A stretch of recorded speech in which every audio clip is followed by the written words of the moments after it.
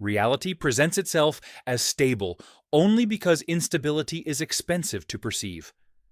Beneath familiar laws and trusted measurements, there are fractures, ideas that do not merely challenge understanding, but corrode it. Physics was never meant to be comforting, it was meant to be accurate. And accuracy, when taken seriously, strips away assumptions about continuity, causality, and even existence itself. Time may not flow, space may not exist. Consciousness may be an after effect of something far colder and more mechanical. The universe does not appear designed for meaning, safety, or persistence, only for behavior that can be described after it has already happened. What unsettles is not ignorance, but implication, that the most rigorous models of reality point towards systems that do not care whether observers survive them. Some theories are avoided not because they lack evidence, but because they dissolve the frameworks that make evidence feel relevant at all. Certainty collapses quietly, long before anyone admits it has fallen. The most disturbing possibility is not that the universe is hostile, but that it is indifferent in a far deeper way than cruelty implies. Hostility requires intent. Indifference requires nothing. Modern science increasingly gestures toward a reality that does not exist in the way intuition insists it must. Not solid, not continuous, not even present, unless something forces it to be. What appears as a universe may be less an object and more a temporary agreement between processes that do not recognize themselves as forming anything at all. Existence feels obvious because perception is persuasive. Objects appear persistent. Space feels like a container. Time seems to advance. Yet every layer of investigation has stripped away another assumption. Matter dissolves into activity. Location becomes probability. Duration loses coherence. The universe does not sit somewhere waiting to be observed. It emerges conditionally, moment by moment, only where constraints briefly hold.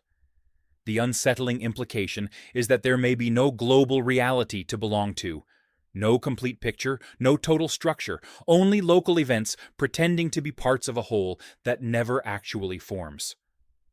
The idea of a universe may be a psychological artifact, a narrative imposed by organisms that cannot function without continuity. What exists might only exist where interaction demands it, collapsing back into nothing the instant attention withdraws. Scientific models increasingly resemble accounting systems rather than maps. They describe outcomes without asserting underlying substance. They track behavior without claiming essence. The more accurate the model becomes, the less it resembles a thing. Reality becomes a ledger of transitions, not a stage with actors. There is no guarantee that anything persists between interactions. There is only the appearance that something must have. This raises a question that science rarely addresses directly because it destabilizes its own foundation. If reality only appears when measured, what exists before appearance? The honest answer may be nothing at all, not hidden layers, not deeper mechanisms, just absence. The universe might not be a container of objects, but a sparse set of events that never add up to a complete inventory. What we call space could be a convenient fiction that allows patterns to be tracked. What we call time could be a sorting method for changes that do not truly flow. Without observers, without interaction, there may be no background reality waiting patiently. There may only be silence, so complete it cannot even be described as empty. This does not mean the universe is unreal in a comforting sense. It means it is unstable in a way that removes safety entirely. There is no solid ground beneath experience, no ultimate layer that guarantees persistence. Every apparent structure is provisional, held together by conditions that do not care whether they continue. The idea that the universe exists independently of observation is emotionally reassuring. It suggests permanence, even if humans disappear. But some interpretations of modern science imply something colder. That existence itself is relational. That without interaction, without constraint, there is no fact of the matter, No universe humming quietly in the dark. Just undefined potential that never resolves. In such a framework, the question of origins becomes meaningless. You cannot ask when the universe began if the universe is not a thing that persists through time. You cannot ask where it is if location itself only arises through relationships. The familiar questions collapse, not because they are answered, but because they are revealed to be malformed. This reframes extinction in a disturbing way. If observers vanish, reality does not merely continue without them. Large portions of it may never occur at all, not destroyed, not erased, simply never instantiated. The universe does not mourn lost witnesses. It forgets to happen. Even more unsettling is the possibility that what does exist is radically incomplete. Not in the sense of being unfinished, but in the sense of being incapable of totality. There may be no all-encompassing state, no full description, no final snapshot. Reality could be inherently fragmented, composed of mutually incompatible perspectives that never unify. From within such a system, consciousness becomes a liability. Awareness insists on coherence. It demands narrative, persistence, identity. But reality may not support those demands. The mind becomes a compression algorithm, forcing continuity onto something that fundamentally lacks it. Stability becomes a hallucination maintained for survival. The universe that does not exist is not an abstract philosophical trick.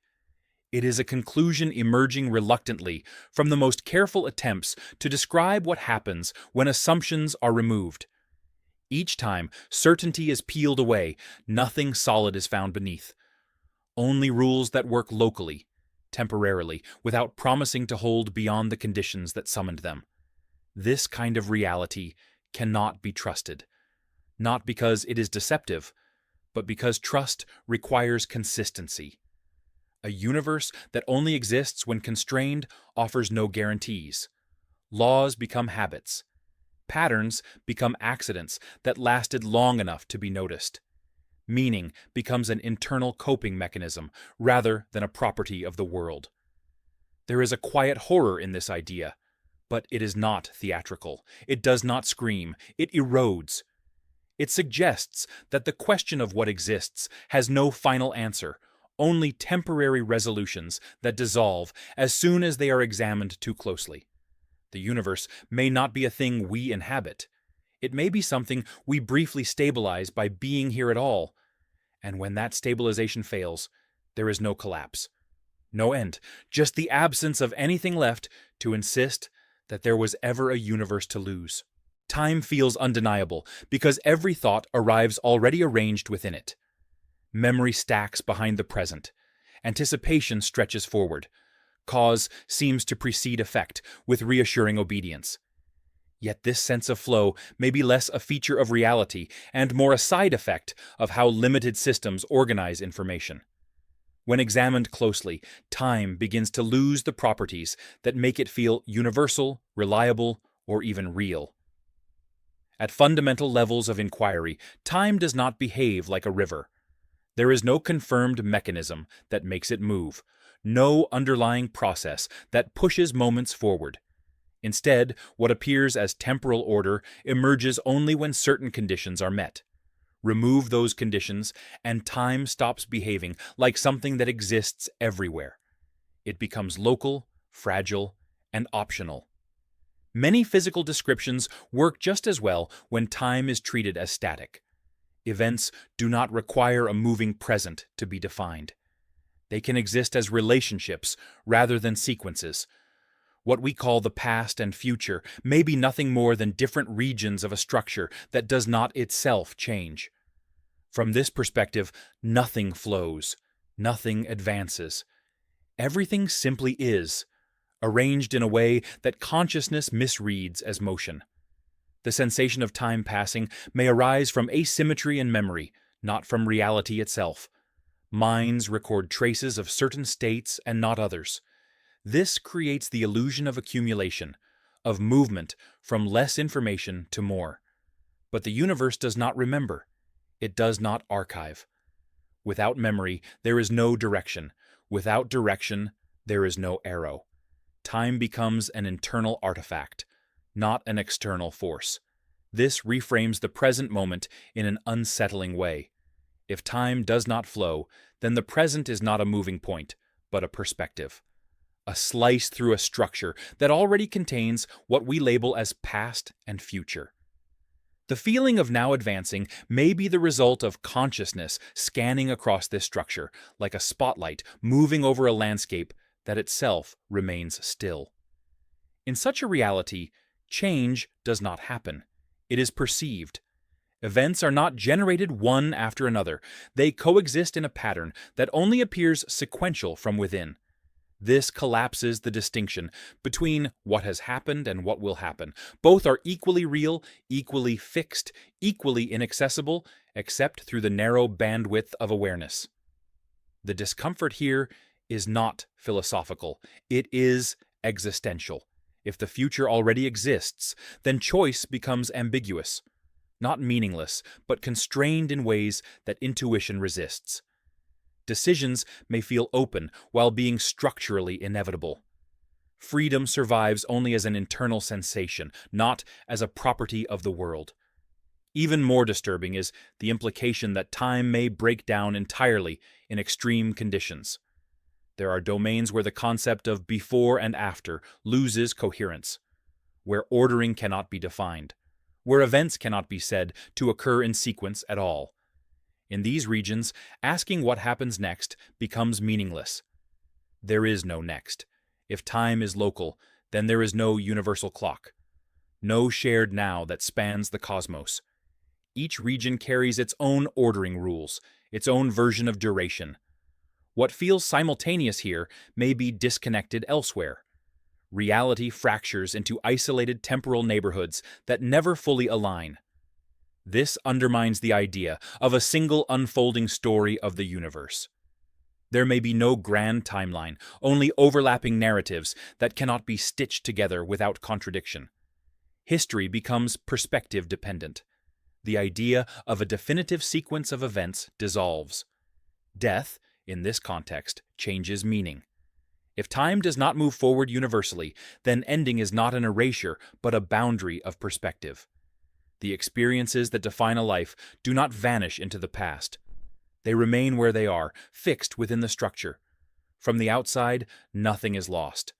From the inside, continuity simply stops. This does not offer comfort. It removes closure. There is no clean transition from existence to non-existence, only a limit beyond which experience does not extend. The rest of reality continues unchanged, indifferent to the absence of further moments from that perspective. The illusion of time is adaptive. Organisms that perceive sequence can plan, learn, survive. A mind that experienced all moments equally would be paralyzed. The sense of flow may be a necessary distortion, like depth perception or color. Useful, but not true. What makes this unsettling is not that time might be unreal, but that it works so well while being so misleading. Every instinct relies on it. Every emotion is structured around it. Hope, regret, fear, and relief all assume a future that approaches and a past that recedes. If neither actually moves, then these emotions are responses to a misinterpretation baked into cognition itself. This also means that endings are illusions. There is no final moment where everything stops. There are only boundaries beyond which a given perspective cannot access further states. The universe does not run out of time. It does not approach an end. It simply contains regions where certain narratives no longer extend. From within time, this is almost impossible to accept. The mind demands progression. It demands causality. It demands that something comes next. But reality may not be obligated to satisfy these demands. It may tolerate them locally, temporarily, only where they are required for certain structures to exist. If time is an illusion, it is not a harmless one. It defines identity. It allows the self to feel continuous. Without temporal flow, the idea of a persistent I becomes unstable.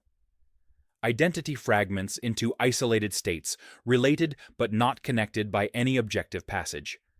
This raises the possibility that the self does not travel through time at all. Instead, multiple versions of experience exist, each convinced it is the present. Continuity is inferred, not guaranteed.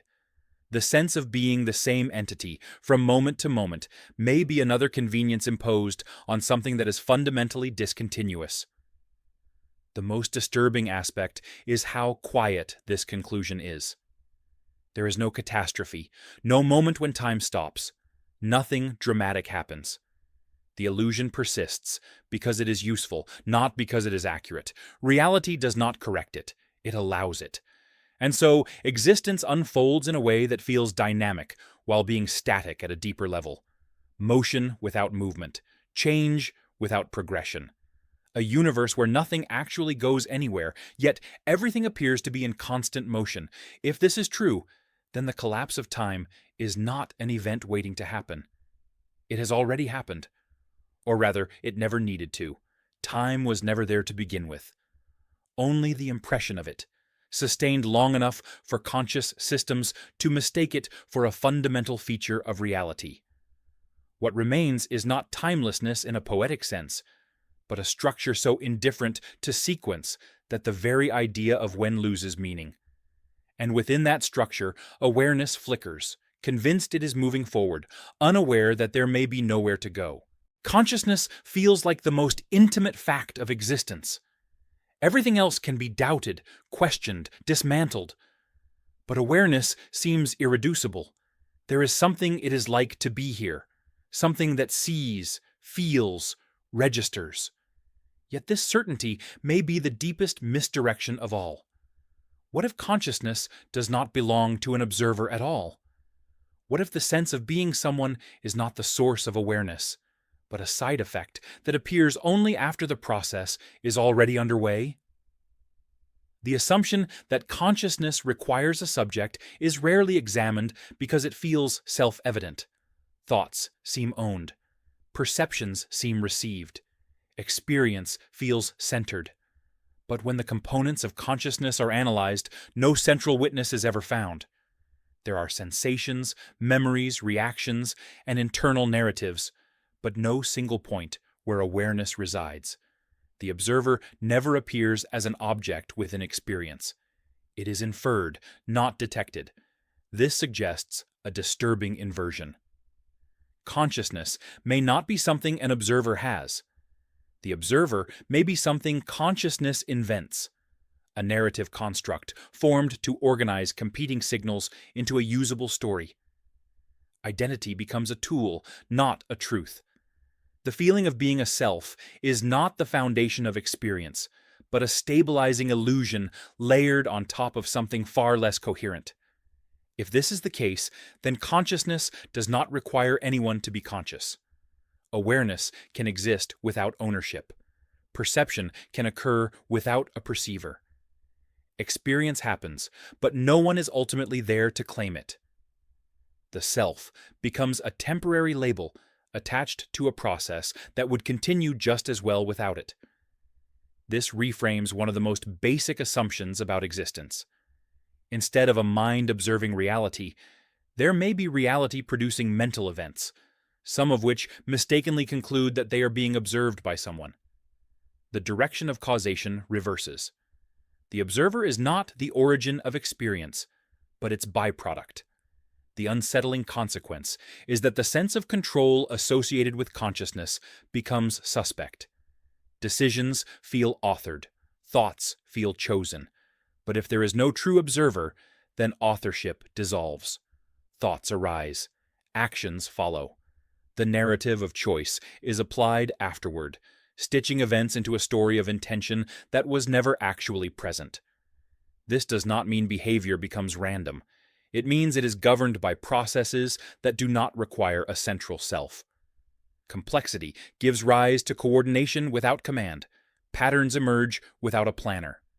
The feeling of agency is generated because systems that believe they are in control function more effectively than those that do not. The idea of consciousness without an observer also destabilizes the boundary between living and non-living systems. If awareness is not something owned, but something that occurs when certain conditions are met, then it is not exclusive to organisms in the way intuition suggests. It becomes a property of processes, not beings. The line between aware and unaware blurs into a gradient rather than a divide. This challenges the assumption that consciousness is rare or special. It may be widespread but fragmented, appearing in forms that never coalesce into a stable sense of self. Human awareness feels rich not because it is unique, but because it is aggressively unified. The brain works relentlessly to suppress contradiction, enforce continuity, and maintain the illusion of a single observer. Without this unification, experience would still occur, but it would not feel owned. Sensations would arise and fade without reference to an I. Memories would not accumulate into identity. The world would register without being interpreted as happening to someone.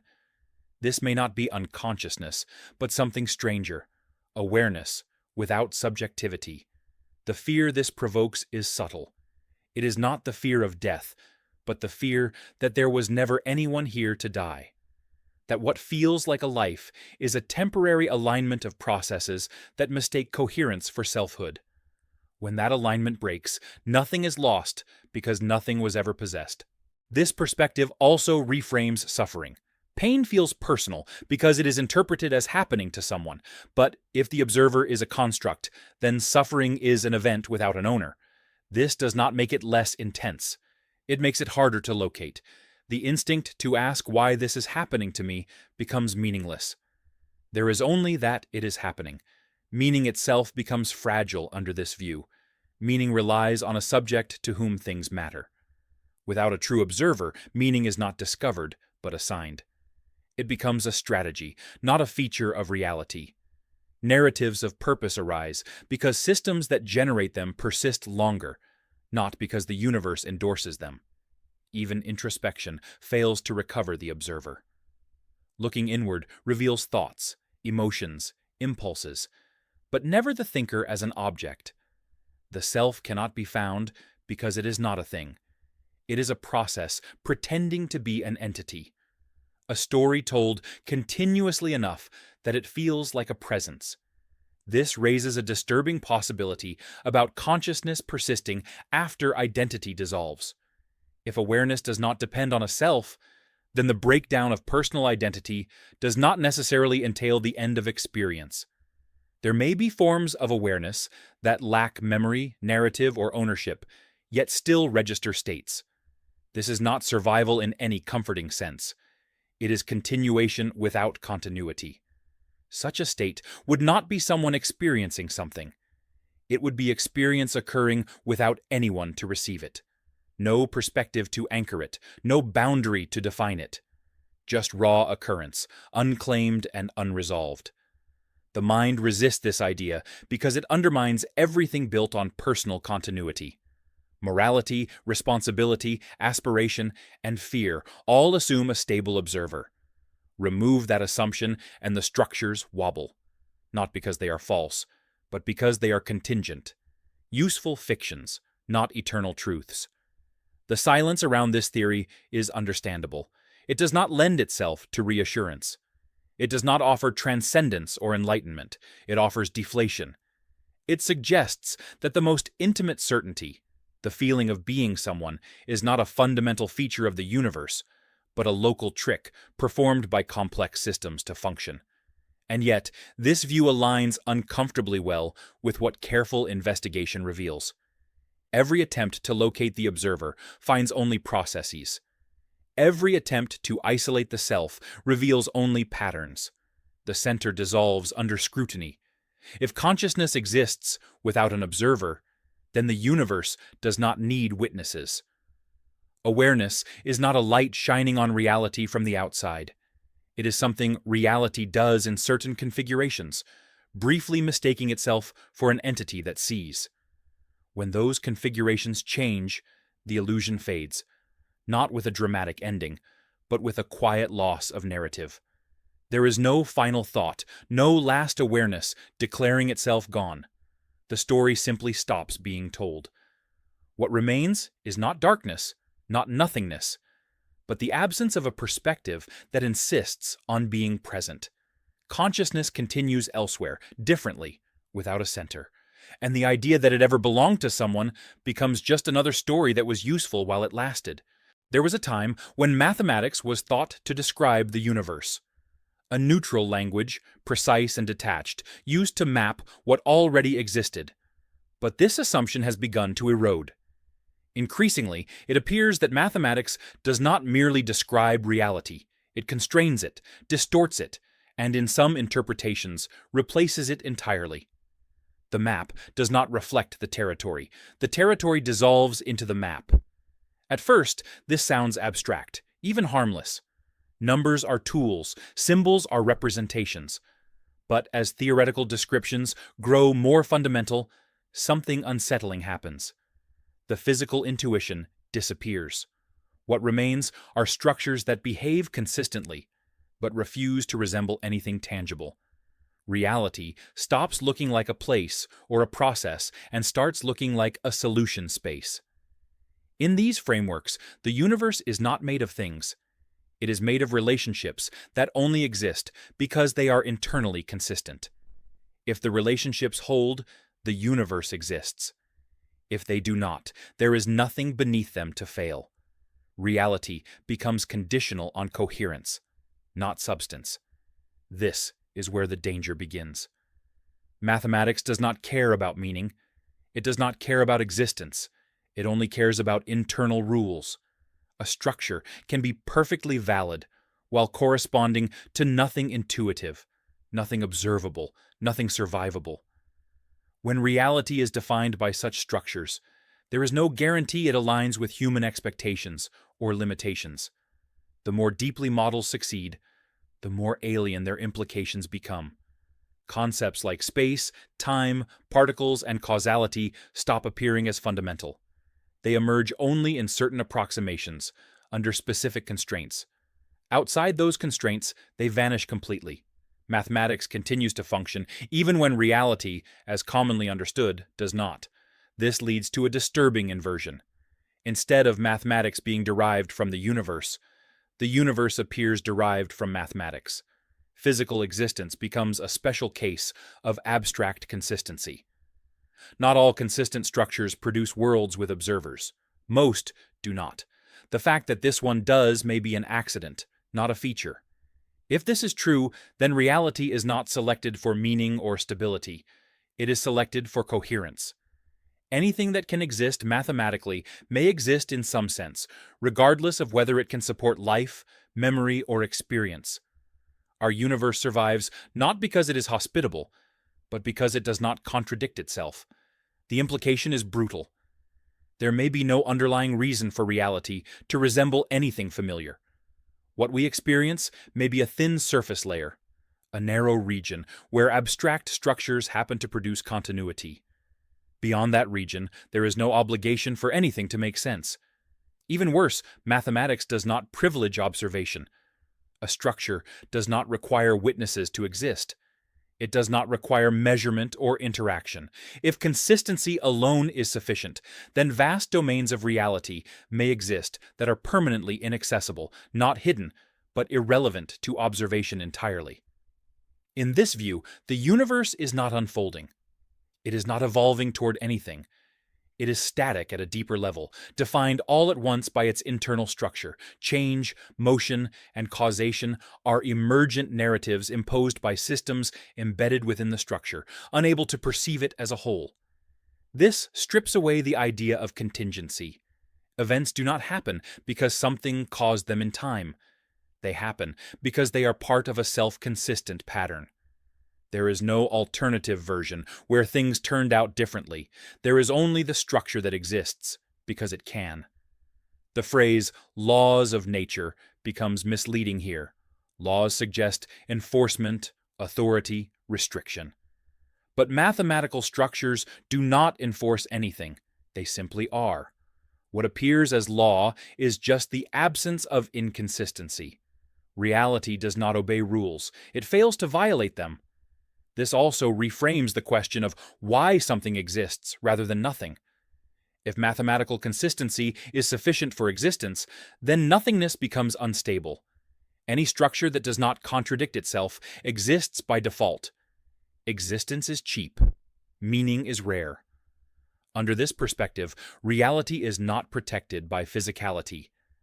There is no bedrock beneath abstraction. What we touch, see, and experience is a projection of something far more indifferent, something that would persist even if all physical phenomena were stripped away.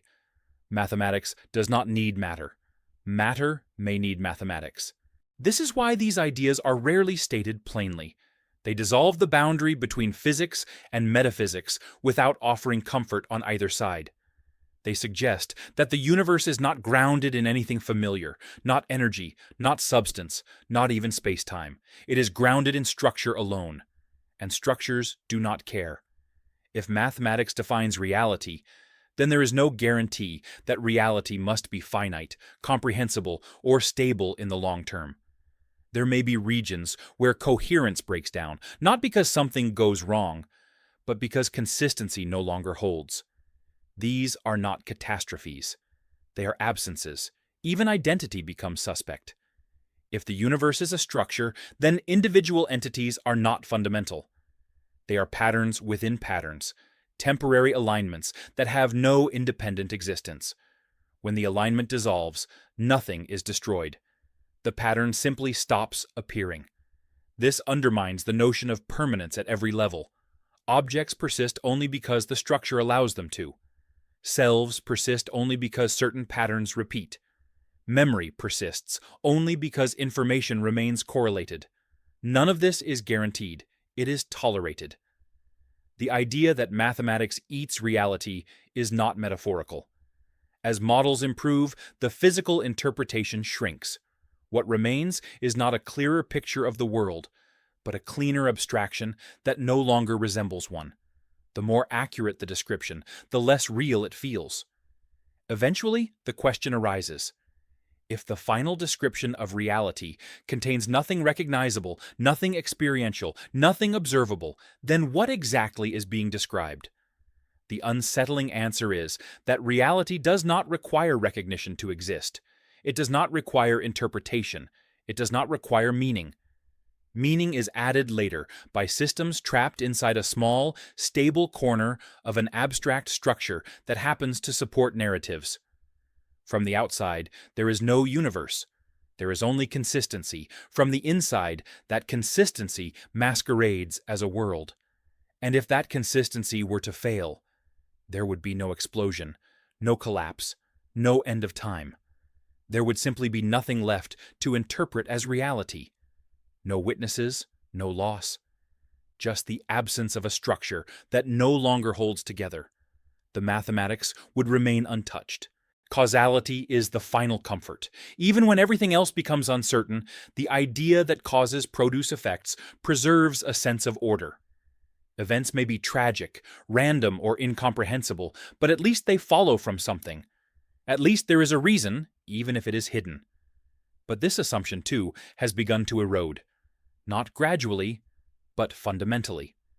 There are growing indications that causality is not a universal feature of reality, but a local habit that fails under closer scrutiny. At everyday scales, causality feels inviolable. Actions precede consequences. Decisions lead to outcomes. The world appears stitched together by chains of dependence.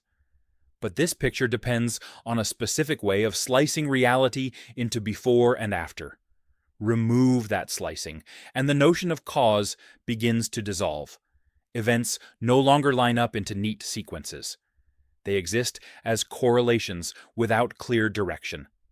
In some descriptions of reality, it becomes impossible to say which event caused another. Two states may be linked without one producing the other. The relationship exists, but the arrow disappears. This is not a gap in knowledge. It is a failure of the concept itself. There is no deeper explanation waiting. The question of what caused what simply has no answer. This is deeply unsettling because causality underpins responsibility, prediction, and control. Without it, the idea of influence collapses.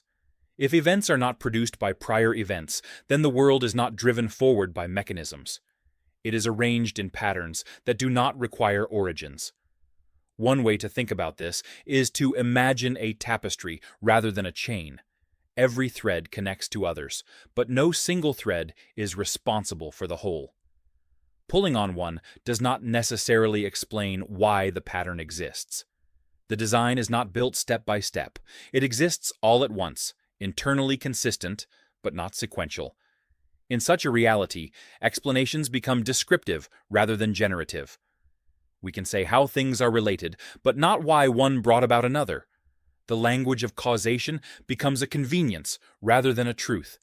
It works where systems are simple enough to approximate sequences, and it fails where reality becomes too entangled to be ordered cleanly.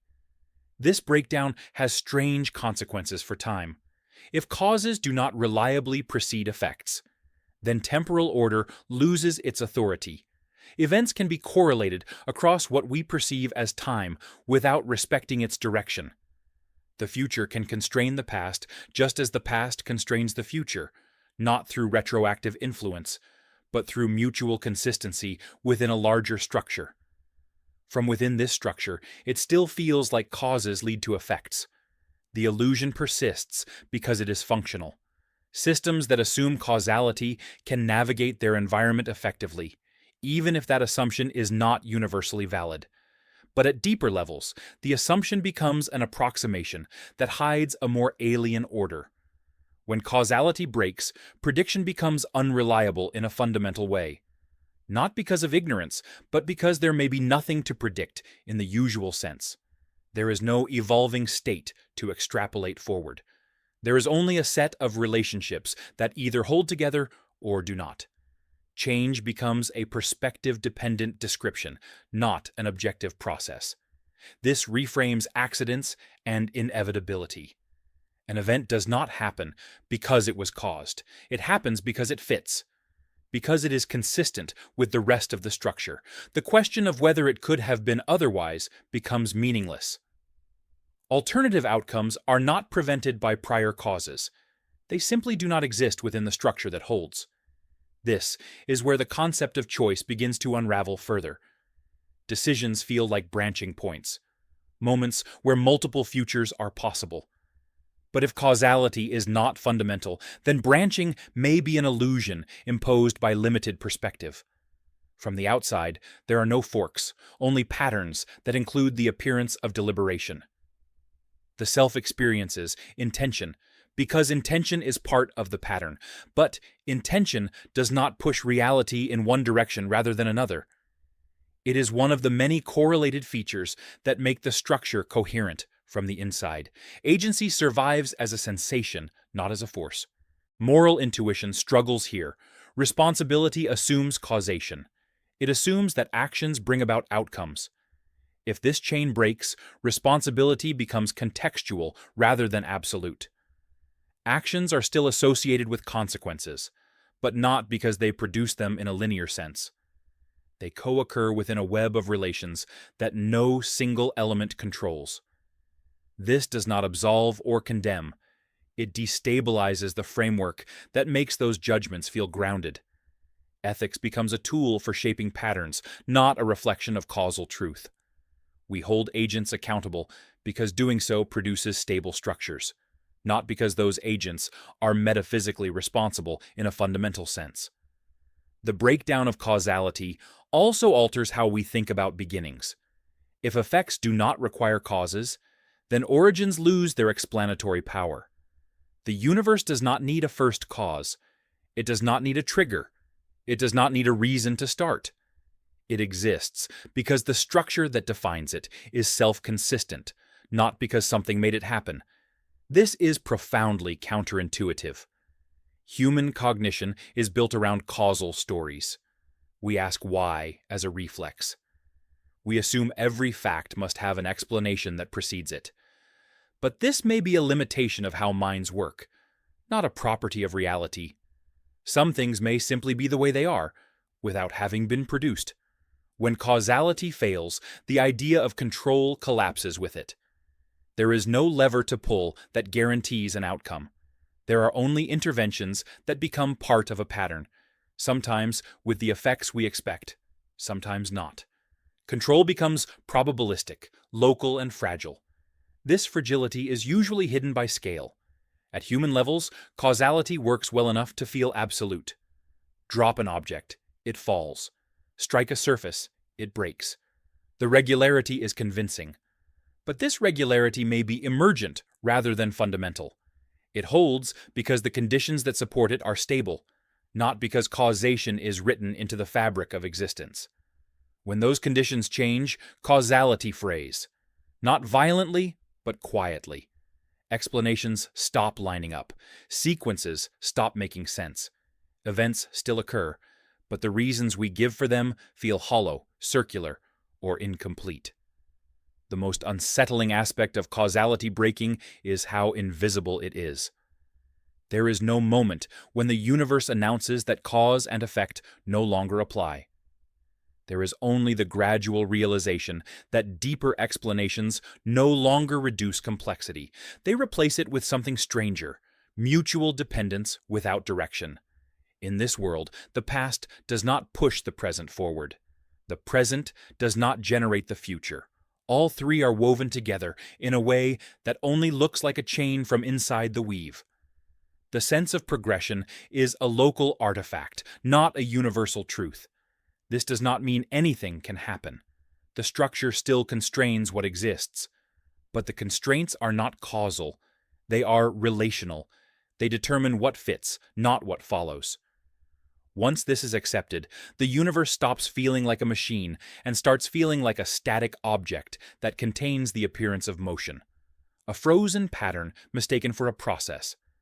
A system where nothing truly happens, yet everything seems to. Causality, in this view, is not false. It is incomplete. It is a shadow cast by deeper relations that do not respect direction or origin. It works until it doesn't, and when it fails, there is nothing beneath it to restore.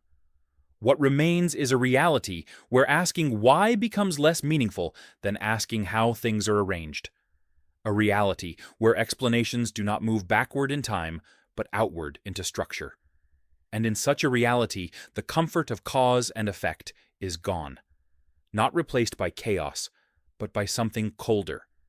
A universe that does not need reasons to exist, and does not offer them when asked. Emptiness has always been misunderstood as absence, a lack, a passive nothing waiting to be filled. But closer examination suggests a far more unsettling possibility. What appears empty may not be inert at all. It may be active, restless, and fundamentally hostile to structure. The vacuum may not be a background. It may be an environment that erodes existence itself. The idea of nothingness as peaceful is a projection. Silence feels calm because the mind associates stillness with safety. But the vacuum is not still. It is unstable in ways that do not announce themselves. It does not rest. It seethes quietly, indifferent to what briefly emerges within it. What we call space is often imagined as a container, a neutral stage where events occur. But there is growing reason to believe that this container is not passive. The vacuum does not simply allow things to exist. It tolerates them temporarily, under conditions that are not guaranteed to persist. This reframes existence as a fragile occupation rather than a default state. Structures do not sit safely within emptiness. They resist it. They maintain coherence against a background that constantly undermines it. Stability becomes an achievement, not a given. The unsettling implication is that emptiness is not the absence of something, but the presence of something fundamentally incompatible with persistence. The vacuum may not destroy violently. It dissolves quietly. It destabilizes from within, allowing structures to collapse not because they are attacked, but because they cannot maintain themselves indefinitely. This is why nothingness is misleading as a concept. There is no true void. There is only a state where familiar structures fail to form. The vacuum is not empty of activity, it is empty of continuity. Anything that exists within it must constantly reassert itself to avoid dissolving back into incoherence. From this perspective, the universe is not expanding into emptiness. It is negotiating with it. Every stable pattern is a temporary ceasefire. The vacuum allows existence only where constraints hold long enough to matter. When they weaken, there is no resistance. The vacuum does not need to act. It simply reclaims what was never guaranteed to persist. This casts a different light on the idea of creation. Existence is not something that happened once. It is something that must keep happening. If the processes that sustain structure stop, there is no underlying substrate waiting to preserve it. There is only the vacuum, ready to erase distinction. The predatory nature of the vacuum is subtle. It does not hunt, it does not pursue, it waits. Everything that exists does so on borrowed time, not because of decay in the usual sense, but because persistence itself is unnatural. Order is the anomaly, disorder is the default. This means that the universe is not protected from nothingness by laws. Laws are local habits that describe how structures behave while they last. They do not guarantee survival. They do not enforce permanence. They only describe the conditions under which collapse has not yet occurred. The vacuum does not violate laws. It does not need to. When conditions change, when coherence falters, laws simply stop applying because there is nothing left for them to govern. The vacuum wins by doing nothing at all. This makes the idea of ultimate stability deeply suspect. There is no lowest energy resting state where reality can settle permanently. There is only temporary balance. Every structure exists in tension with a background that does not favor its continued existence. The most disturbing aspect of this view is how quiet it is. There is no catastrophic moment when the vacuum reveals itself as hostile. No sudden annihilation. The erosion is constant, but imperceptible. Structures disappear not with explosions, but with the loss of conditions that allowed them to cohere in the first place. This also reframes the future of the universe. Endings are often imagined as dramatic finales. A collapse, a tear, a singular event. But if the vacuum is predatory, then the end is not an event at all. It is a gradual surrender, a thinning of structure until there is nothing left capable of resisting dissolution. Existence does not end because something destroys it. It ends because nothing continues to support it. Even now, everything that exists is balanced on the edge of this absence. The vacuum is not waiting in the distance. It is already everywhere, pressing gently against every structure, every pattern, every moment of coherence. The fact that things persist at all is the anomaly that needs explanation. This challenges the idea that the universe is fundamentally something rather than nothing. It may be the opposite. Nothingness may be the dominant state, with something appearing only under rare, unstable conditions. Existence becomes a fluctuation, not a foundation. From this view, complexity is not inevitable. It is precarious. Life, consciousness, memory, and identity are all local resistances against a background that does not favor them. They do not arise because the universe wants them. They arise because the vacuum allows brief defiance before reclaiming the space they occupy. The predatory vacuum does not need intention. It does not need hunger. Its hostility is structural. It is hostile in the same way gravity is hostile to unsupported objects. Persistence requires effort. Collapse requires nothing. This also means that survival is not guaranteed by understanding. Knowing the rules does not exempt structures from erosion. Awareness does not protect coherence. The vacuum does not negotiate. It does not recognize significance. It does not respond to meaning. What we call emptiness is not a peaceful backdrop. It is the most dominant force imaginable, precisely because it does not act. It does not intervene. It simply remains what it is, while everything else struggles to remain anything at all. This reframes existence as a temporary condition sustained against an ever-present absence. Not an absence of matter, but an absence of obligation. The vacuum owes reality nothing. It does not need to maintain it. It does not need to end it. It simply outlasts it. And in the end, there is no confrontation, no final collapse, no dramatic failure. There is only the quiet return of everything to a state where no distinction is stable enough to be called existence. The vacuum does not destroy the universe. It allows the universe to stop happening. The idea that time moves forward is so deeply embedded in experience that imagining the opposite feels absurd. Causes lead to effects. Memory accumulates. Decay outpaces repair. Everything about existence appears aligned with a single direction. But this alignment may not be fundamental. It may be a coincidence of perspective, a bias imposed by how certain systems function, rather than a rule the universe obeys. There are descriptions of reality in which forward and backward are not intrinsic properties. The equations that describe change often do not distinguish between directions at all. They allow for processes that unfold symmetrically, indifferent to what we label as past or future.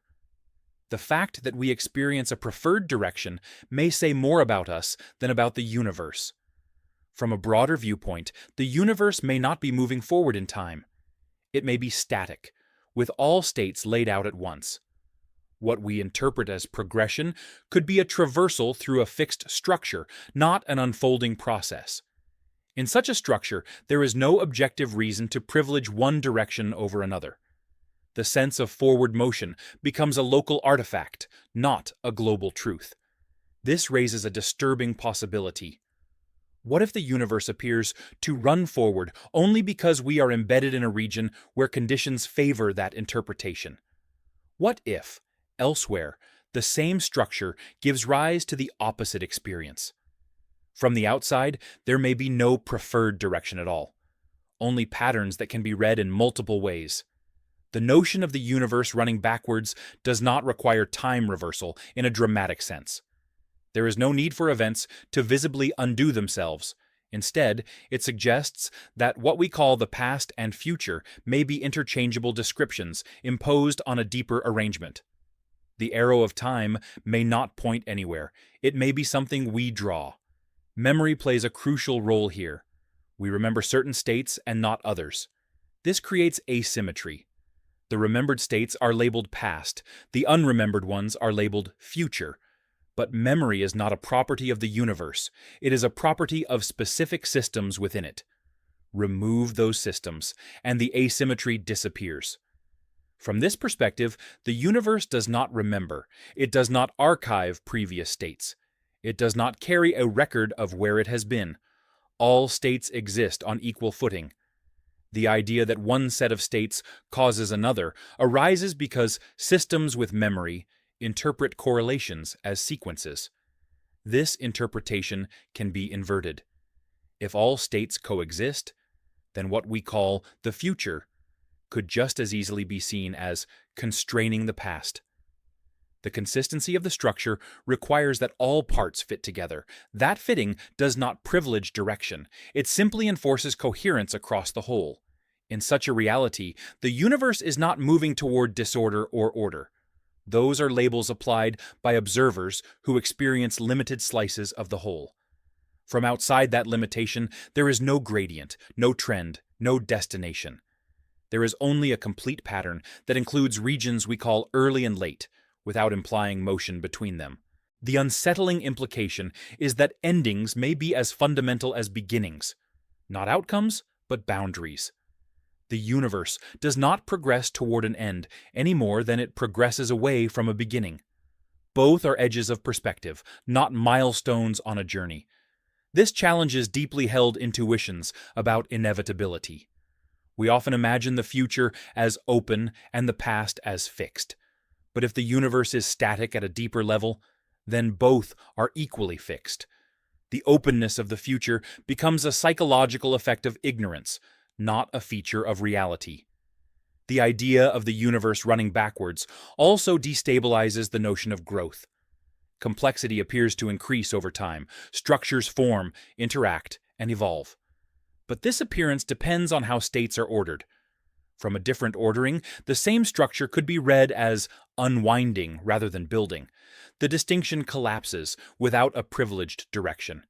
This does not mean anything can be reinterpreted arbitrarily. The structure still constrains relationships. But it does mean that direction is not part of those constraints. Direction is inferred, not enforced. The mind resists this idea because it undermines narrative. Stories require progression. They require beginnings, middles, and ends. Consciousness organizes experience as a story because stories are manageable. A static structure without direction is not. It offers no tension, no resolution, no sense of movement. Yet reality may not be obligated to be narratable. If the universe does not run forward, then the feeling of becoming is misleading. We are not moving towards something new. We are occupying different regions of a fixed structure, convinced that novelty is being created when it is merely being accessed. This reframes the concept of change. Change does not require motion through time. It can be defined as difference between states without implying order. Two states can be different without one transforming into the other. Transformation is a story told from within. This also alters how we think about loss. If all states exist, then nothing truly disappears. Experiences that feel gone are simply inaccessible from the current perspective. This does not preserve them in a comforting way. There is no retrieval, no continuation. They exist without relevance, without connection, without the possibility of being re-entered. From within time, this feels indistinguishable from annihilation. From outside, there is no annihilation at all. The idea that the universe could be running backwards is disturbing because it suggests that the sense of urgency is misplaced. There is no race toward an outcome, no approaching deadline, no cosmic clock counting down. Urgency is a local sensation generated by finite systems navigating a structure they cannot see in full. This also strips away the idea of progress. There is no universal improvement, no trajectory toward better or worse. There are only different regions with different properties. The value judgments we attach to direction collapse without a preferred orientation. If time has no arrow, then the universe does not age, it does not grow old, it does not wear down. Those are interpretations imposed by systems that experience limited access. From a broader view, the universe simply is, fully and simultaneously. The most unsettling consequence is how small this makes experience feel. Lives do not contribute to an unfolding story. They do not move the universe forward. They occupy narrow corridors of a structure that does not change in response to them. Significance becomes internal rather than cosmic. And yet, from within those corridors, everything feels urgent, fragile, and irreversible. Decisions feel heavy because the mind cannot see the structure that contains all outcomes. It experiences its path as singular, moving forward into uncertainty. The universe does not correct this illusion. It does not need to. The illusion is sufficient for systems like us to function. It produces adaptation, learning, and survival. Truth is not required. If the universe runs backwards, or forwards, or not at all, the difference may be undetectable from inside. What matters is not the direction of time, but the fact that direction itself may be an invention. A universe without a preferred temporal direction is not chaotic. It is indifferent. It does not care which way stories are told because it does not tell them. It contains them all at once, without sequence or emphasis. In such a universe, the question of where we are going loses meaning. There is no destination. There is only location within a structure that does not acknowledge movement. And the most disturbing realization is this: even if the universe were running backwards, nothing would feel different. Memory, anticipation, and causality would still appear aligned. The illusion would hold. Because the arrow of time may not belong to the universe at all. It may belong to us. There is a comforting assumption hidden beneath most ideas about destruction, that when something ends, it is gone. Burn a book, and the words vanish. Erase a memory, and the past dissolves. Kill a signal, and silence follows. But this assumption may be deeply wrong. Increasingly, reality appears hostile to erasure. Information once formed may not disappear at all. It may only change where and how it exists. This is unsettling because it undermines the finality of endings. If information cannot be destroyed, then nothing truly vanishes. Loss becomes relocation. Forgetting becomes inaccessibility. Death becomes a boundary of perspective rather than an annihilation of what was. Information is not meaning. It is not memory. It is not awareness. It is structure. It is the arrangement of distinctions. And those distinctions, once established, may be impossible to fully erase from reality. They can be scrambled, diluted, dispersed beyond recovery, but not removed entirely. This suggests that every event leaves a permanent trace, not necessarily one that can be read, but one that exists. Every interaction alters the structure of reality in a way that cannot be undone.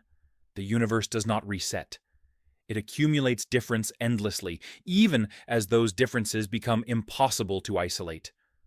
The horror here is subtle. It is not that everything is remembered, it is that nothing is allowed to be forgotten.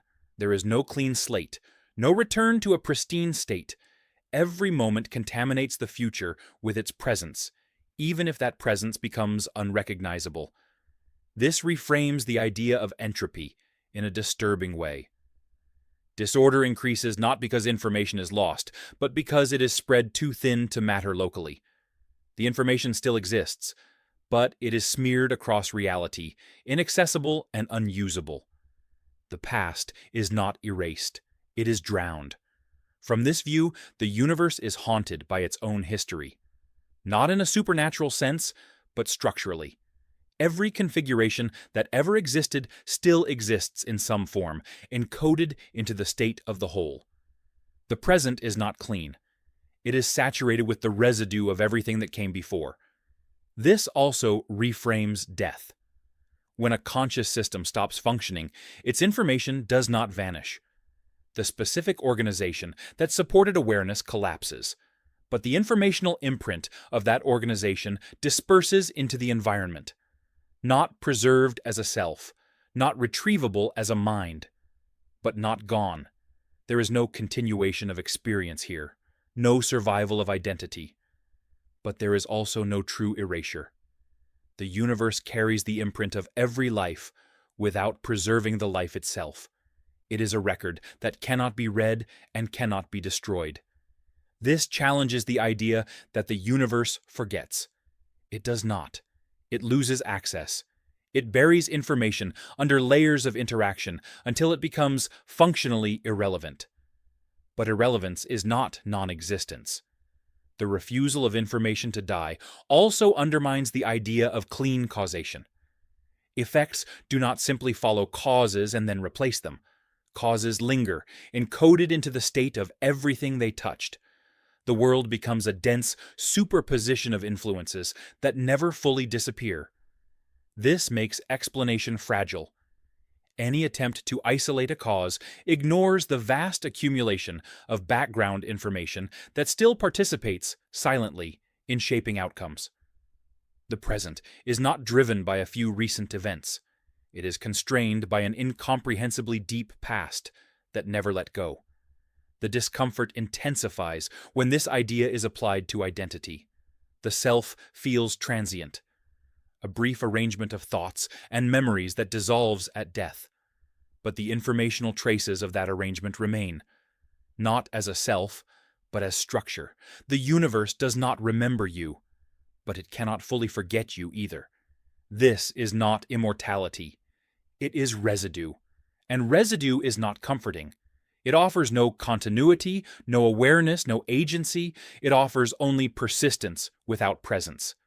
A kind of afterlife stripped of everything that makes life meaningful.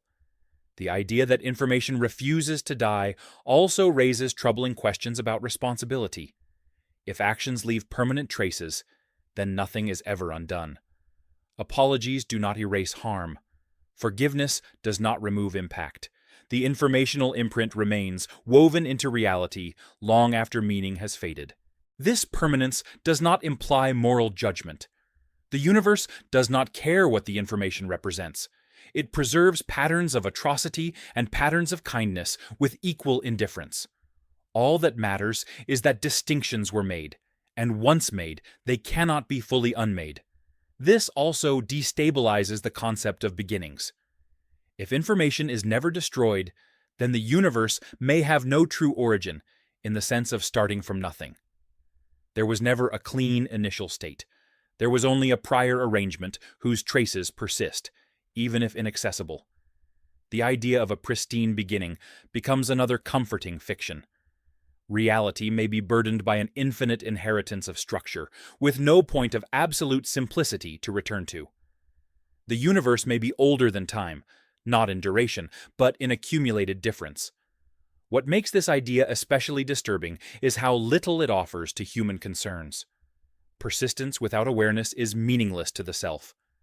A memory that cannot be accessed might as well not exist, and yet, knowing that nothing is truly erased undermines the hope of finality. There is no clean escape, not even in oblivion. This also means that the universe is not heading towards silence. Even if all structure becomes diffuse, even if coherence collapses, the informational content remains, smeared across a reality too thin to support distinction. Nothing speaks, but nothing is gone. The refusal of information to die turns the universe into a graveyard without graves.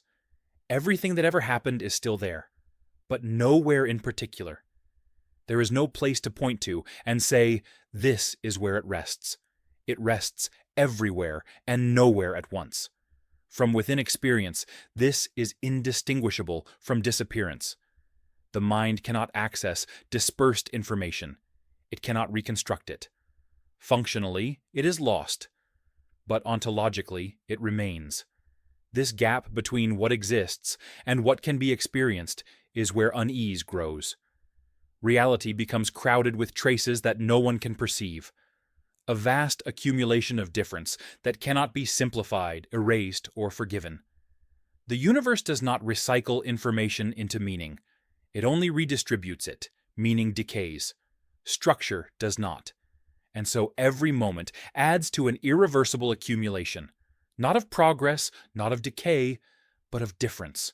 Reality becomes heavier with each interaction, not in mass, but in memory it cannot recall. There is no mercy in this process. No reset, no forgetting, just endless transformation without deletion. Information refuses to die, not because it wants to persist, but because the universe offers no mechanism to truly remove it. Erasure is a human concept. Reality does not recognize it.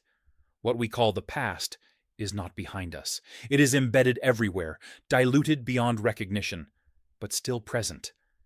Every silence contains it. Every state is shaped by it. And even when nothing meaningful remains, even when no structure can support experience, the information will still be there, stretched thin, across a reality that no longer knows what it contains. Nothing ends. It only becomes unreachable. There is an unspoken assumption beneath every scientific advance that explanation continues, that no matter how strange reality becomes, there will always be a deeper layer where things make sense again. Concepts may grow abstract, intuition may fail, but coherence is expected to return if one goes far enough. This expectation may be the last illusion science has not yet abandoned. There are boundaries where explanation does not merely become difficult, but meaningless. Not because knowledge is incomplete, but because the questions themselves stop applying. At these limits, reality does not hide answers. It renders the act of asking incoherent.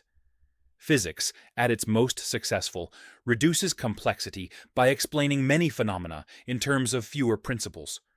But reduction has a cost. Each step downward strips away familiar structure. Objects dissolve into interactions. Interactions dissolve into relations. Relations dissolve into patterns that no longer resemble things happening in a world, Eventually, explanation stops referring to anything experiential at all. The language remains precise, internally consistent, and predictive, but it no longer connects to intuition, narrative, or causation. At that point, something fundamental breaks. Not in reality, but in our capacity to interpret it. This is not a temporary failure. It is not a gap waiting to be filled by future insight. It is a structural limit, a point where explanation no longer answers why or even how, but only states that a certain pattern exists because it cannot be otherwise within the framework being used. Beyond this boundary, asking for meaning is like asking for color in a place where color does not apply. The concepts simply stop working. The universe does not respond with mystery or depth. It responds with silence, not the silence of ignorance, but the silence of irrelevance.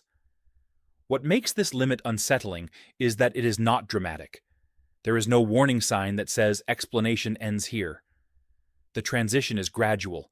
Models become more accurate and less interpretable at the same time. Understanding improves while comprehension collapses.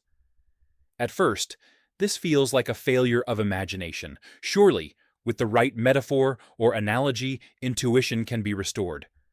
But each attempt to translate the deeper structure into familiar terms introduces distortion. The reality being described does not resemble anything that can be visualized, narrated, or experienced.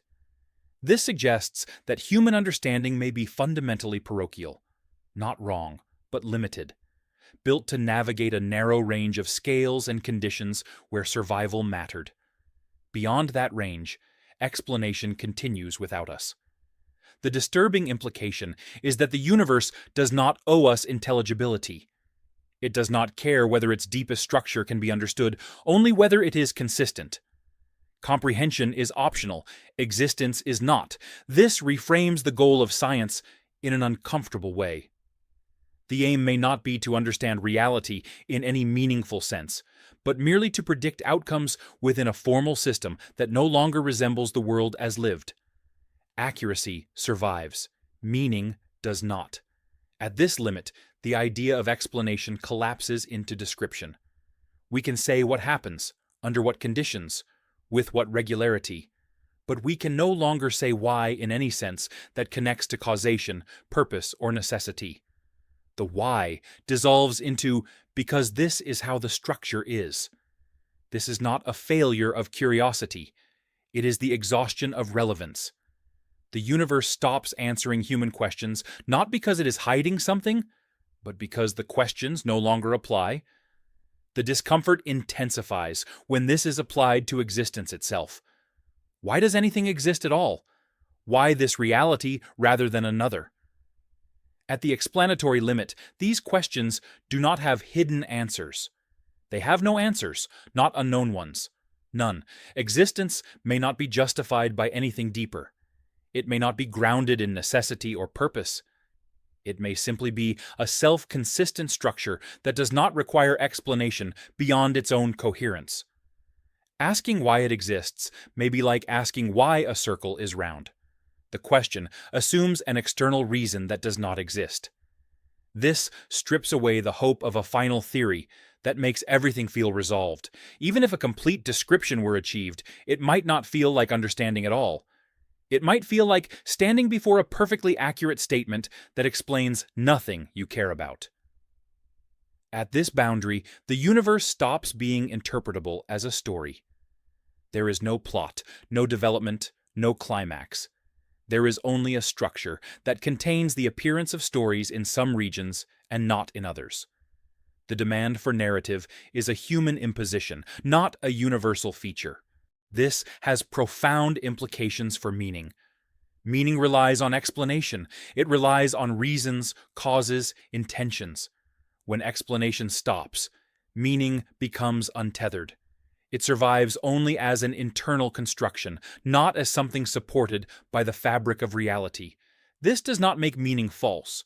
It makes it local, provisional, contingent, a strategy for navigating a reality that does not provide its own justification. The limit where physics stops explaining is also the limit where reassurance ends. There is no deeper layer waiting to restore comfort, no hidden order that aligns with human values, no final revelation that makes existence feel necessary or safe. There is only consistency without concern. This is why such limits are often avoided or softened in public discourse. They are not inspiring, they do not empower, they do not invite wonder in a comforting sense. They suggest that the universe can be fully described without ever being understood. Even more unsettling is the possibility that this limit has already been reached in some domains. That explanation has already ended, and what continues is refinement of a formalism that works without conveying insight. We may already be operating beyond understanding, mistaking precision for comprehension. From within such a situation, progress becomes ambiguous. We get better at prediction while becoming worse at explanation. We gain control without clarity, power without meaning. This creates a strange asymmetry. Technology advances, capability expands, but the sense of grasping what reality is diminishes. The universe becomes more legible and more alien at the same time. At the explanatory limit, even the idea of truth becomes strained. Truth traditionally implies correspondence to something understandable.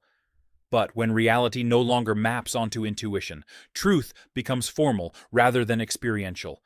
Statements are true because they are consistent within a system, not because they illuminate anything familiar. This raises a final disturbing question. If explanation ends, what remains of knowledge? The answer may be uncomfortable. Knowledge without understanding.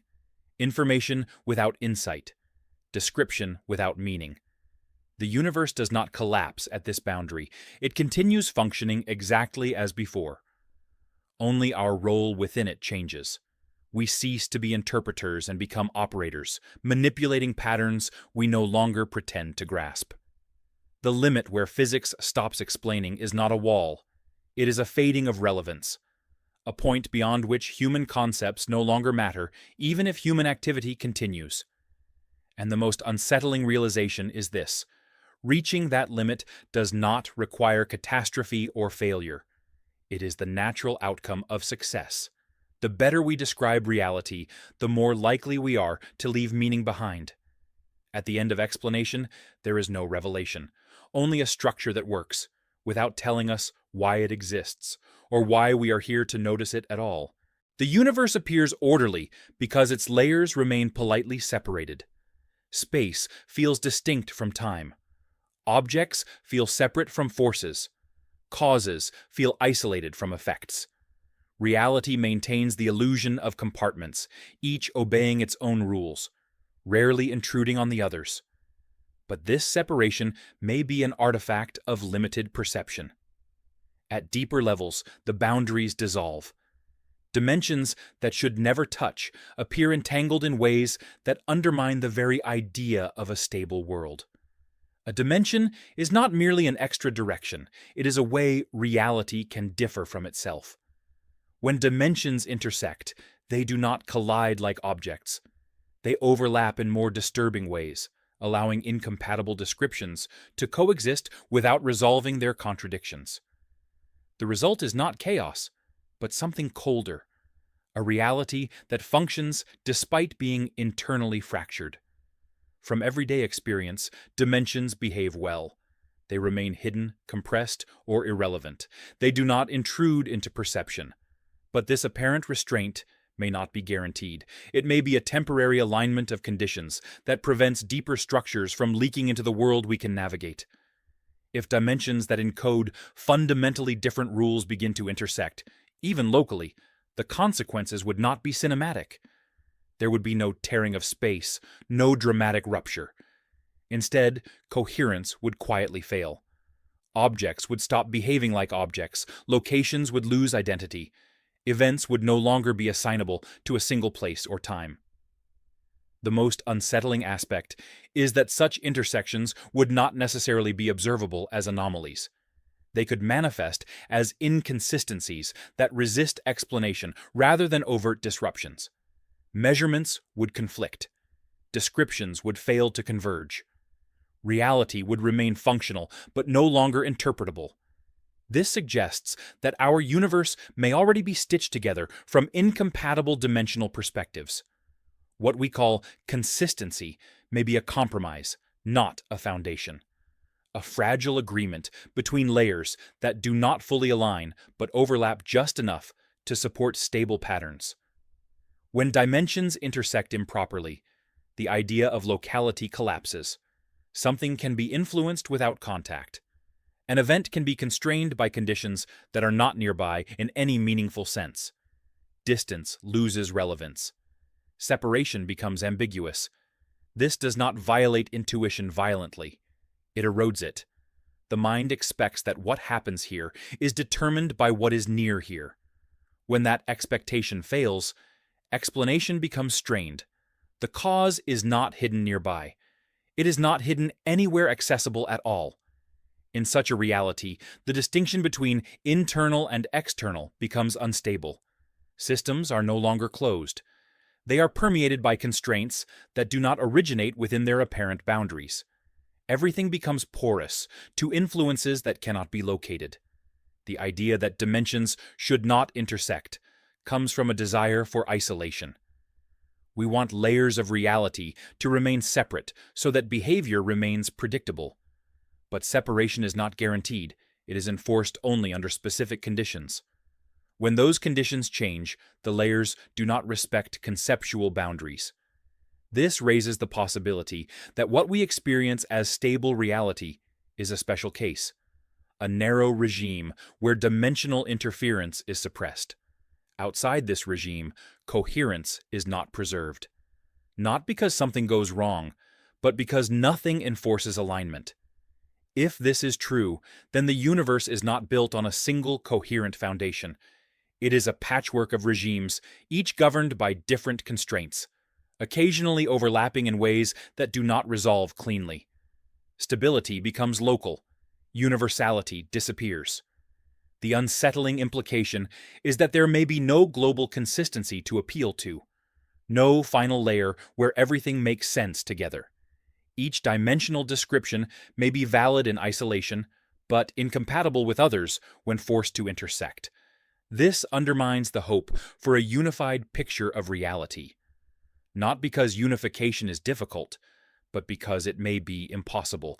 The universe may not be one thing. It may be several things coexisting without reconciliation. When dimensions intersect improperly, identity becomes unstable. An object defined in one-dimensional framework may not exist as an object in another. It may smear across descriptions, losing its boundaries. From one perspective, it persists. From another, it dissolves. This could explain why some phenomena resist classification. They behave like particles in one context, like waves in another, like neither when examined too closely. These are not paradoxes to be resolved. They are signs of incompatible dimensional interpretations overlapping without merging. The mind expects a single underlying reality. But reality may be stratified in a way that does not collapse into unity. Each layer makes sense on its own terms. Together they do not. This also reframes the idea of hidden dimensions. They are not hidden because they are small or distant.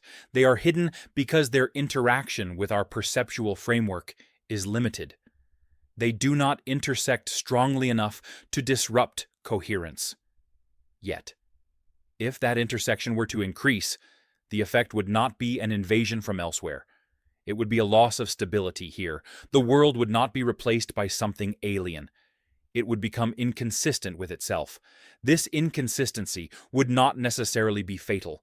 Systems could continue to function without understanding why. Reality does not require intelligibility to persist. It only requires enough coherence to avoid immediate collapse. But meaning would suffer, explanation would fracture.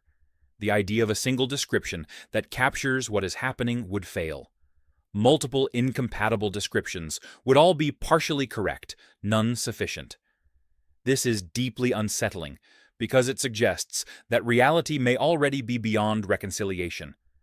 that the effort to force it into a single framework is a human imposition, not a reflection of how it is structured. Dimensions that should not intersect may already do so everywhere, all the time, but in subtle ways that our cognitive filters smooth over. We experience a sanitized version of a reality that is far more fragmented beneath the surface. This fragmentation does not announce itself. It is inferred only when explanations stop converging, when deeper models stop unifying and start proliferating. Each new layer explains some phenomena while breaking others. At that point, the question arises: is reality fundamentally inconsistent, or is consistency a local illusion sustained by limited access? The unsettling answer may be that inconsistency is the norm, and coherence is the exception. If dimensions intersect without resolving, then contradictions are not errors. They are features. Reality does not collapse under contradiction, because contradiction only exists within a descriptive framework. The underlying structure may not care. This means that the universe does not need to make sense as a whole. It only needs to support pockets of sense long enough for systems like us to exist.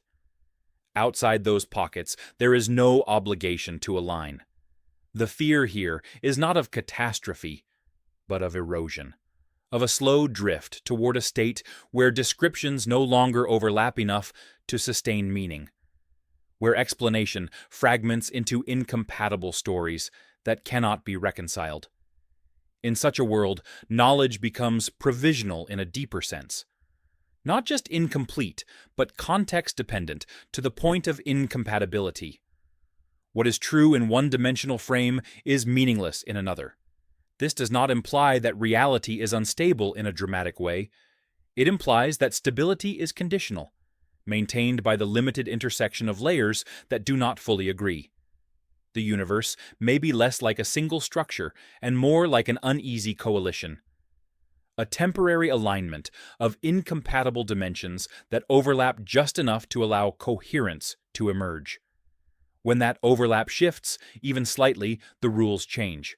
Not because laws are broken, but because they were never universal to begin with.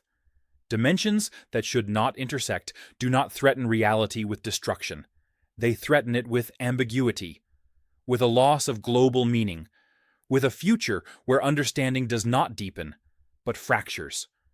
And the most disturbing realization is this: such intersections do not require extreme conditions or distant realms. They may be an inherent feature of existence, held at bay only by the narrow range of scales and perspectives we occupy.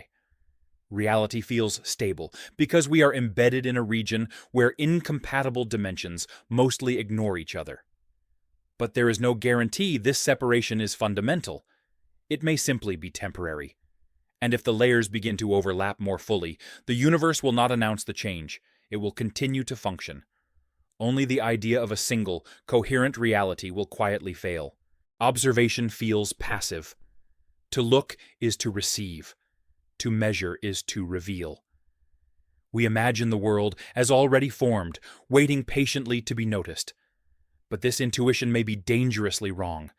At deeper levels of reality, observation does not simply uncover what is there. It interferes, it selects, it destroys alternatives. To observe is not to witness, it is to impose.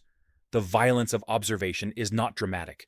There is no force, no sound, no visible disruption. The violence is structural.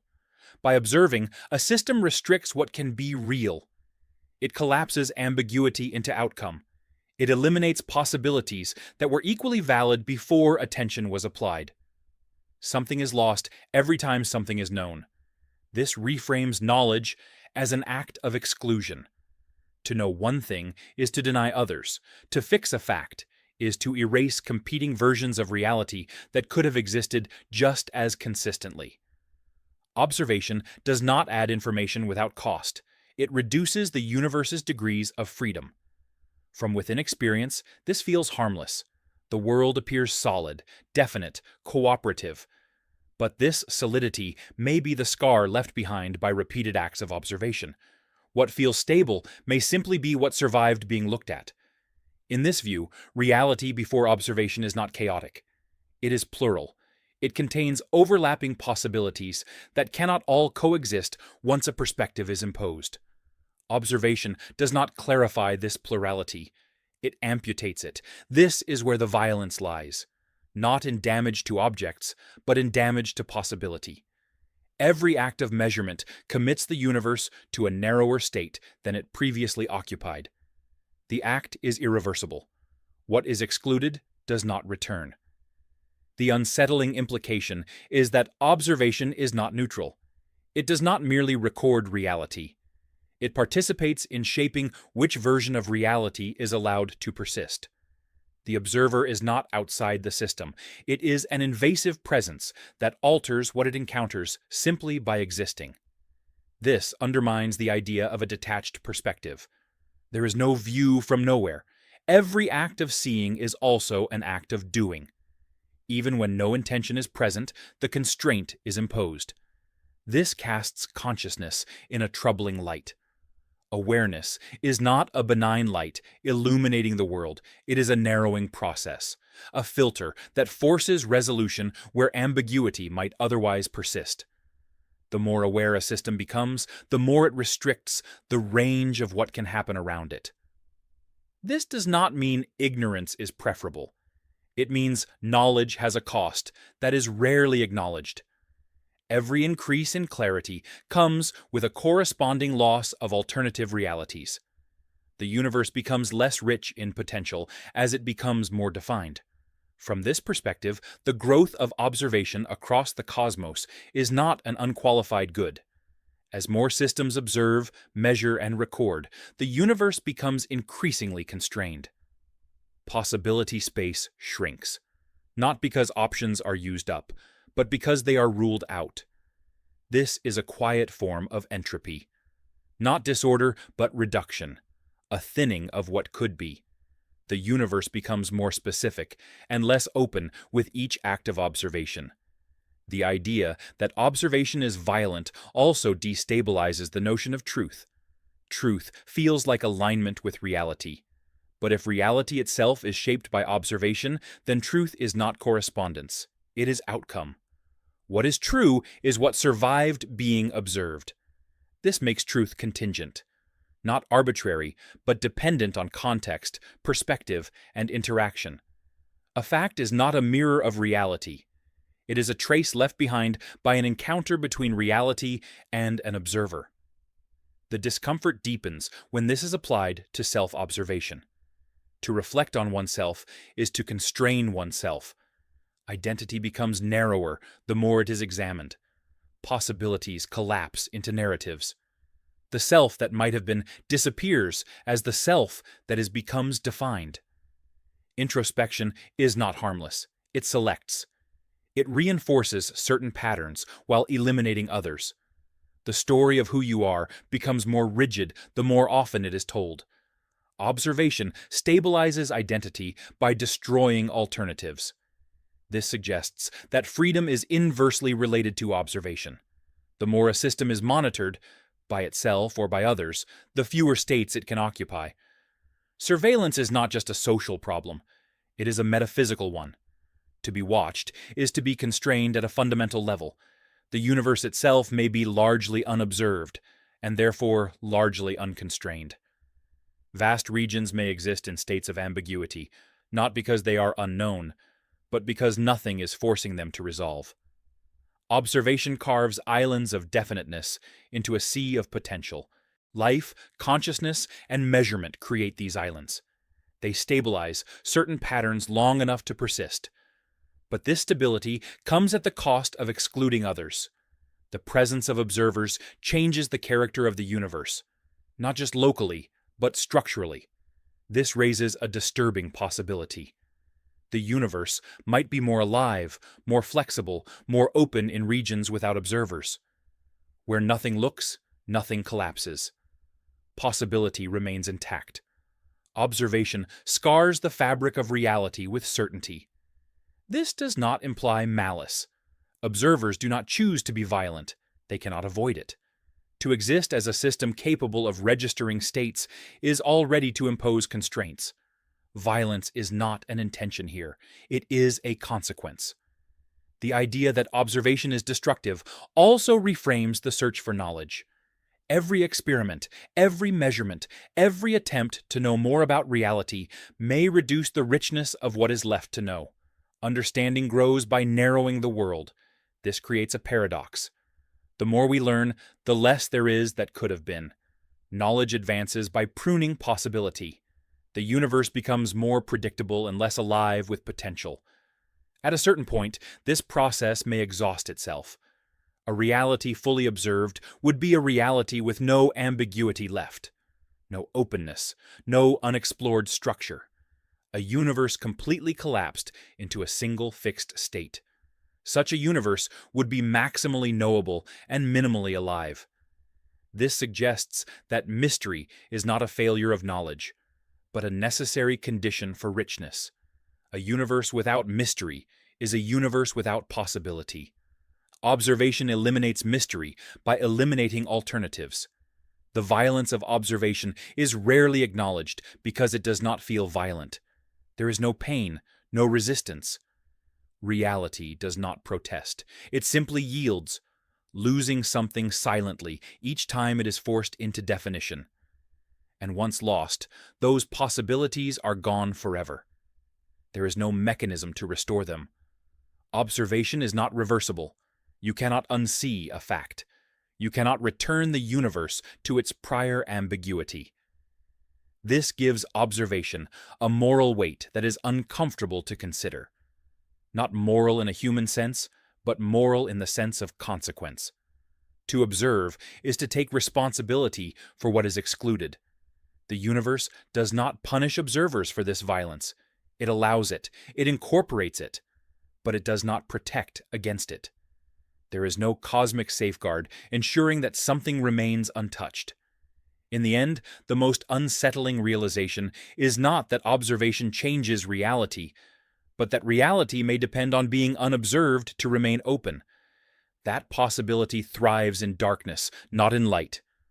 Observation builds worlds by destroying others, and the act feels so natural, so passive, that it is easy to forget what it costs.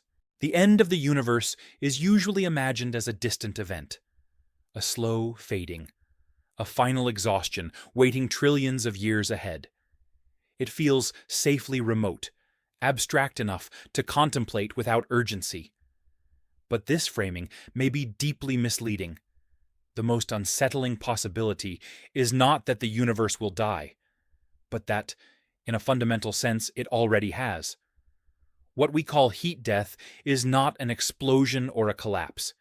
It is a condition, a state where no usable differences remain, where everything that can happen has already been accounted for, where change continues only in a formal sense, without producing anything new. This state is often described as a future destination, but that assumes time moves forward in a way that guarantees arrival. If time itself is not fundamental, that assumption collapses.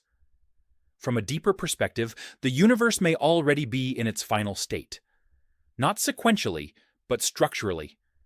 The endpoint exists alongside every other state, embedded in the same timeless arrangement. The fact that we experience activity, complexity, and novelty does not mean the end is not already there. It only means we are not located at it. This reframes heat death as a location rather than an event, a region of reality where no meaningful distinctions can be drawn, where patterns exist but no longer matter, where information remains but nothing can use it. The universe does not arrive there, it includes it. From within this structure, life appears as a temporary excursion away from equilibrium, a narrow corridor where differences are still exploitable. But this corridor does not lead anywhere. It does not progress toward the end. It simply exists alongside it, like a ripple frozen into a larger pattern. The disturbing implication is that the future we imagine is not being created. It is being accessed. The heat death is not waiting for us. It is already complete, already real, already part of the total structure. We are not moving toward it. We are simply not there yet. This dissolves the sense of inevitability that usually accompanies cosmic endings. There is no countdown, no approach, no moment when everything finally stops. The universe does not wind down. It contains both dynamism and exhaustion simultaneously, depending on where you are within it. From this view, the idea of decline becomes misleading. The universe is not deteriorating. It is not losing something it once had. The final state was never absent. It was always included. What we call history is not a march toward entropy, but a path through regions where entropy has not yet flattened all distinctions. This also reframes the notion of progress. Complexity does not build toward anything. It appears locally, where conditions allow it, surrounded on all sides by regions where it does not. The universe does not favor life, growth, or novelty. It tolerates them briefly. The most unsettling aspect is how this makes effort feel irrelevant at a cosmic scale. No matter what happens here, the final state remains untouched, not delayed, not threatened. It is already present. Nothing we do changes the total structure. This does not mean actions are meaningless locally. Suffering still matters to those who experience it. Joy still registers. Decisions still shape nearby outcomes. But none of this alters the fact that the universe already contains its own exhaustion. The heat death that already happened is not something that will erase experience. It simply exists elsewhere in the structure, indifferent to what occurs here. There is no universal moment when everything ends. There are only regions where nothing meaningful can happen. This reframes death as well. Death is not a miniature version of cosmic heat death. It is a boundary of access, a point beyond which a particular perspective no longer extends. The experiences associated with that perspective do not get erased. They simply stop being accessible from that location.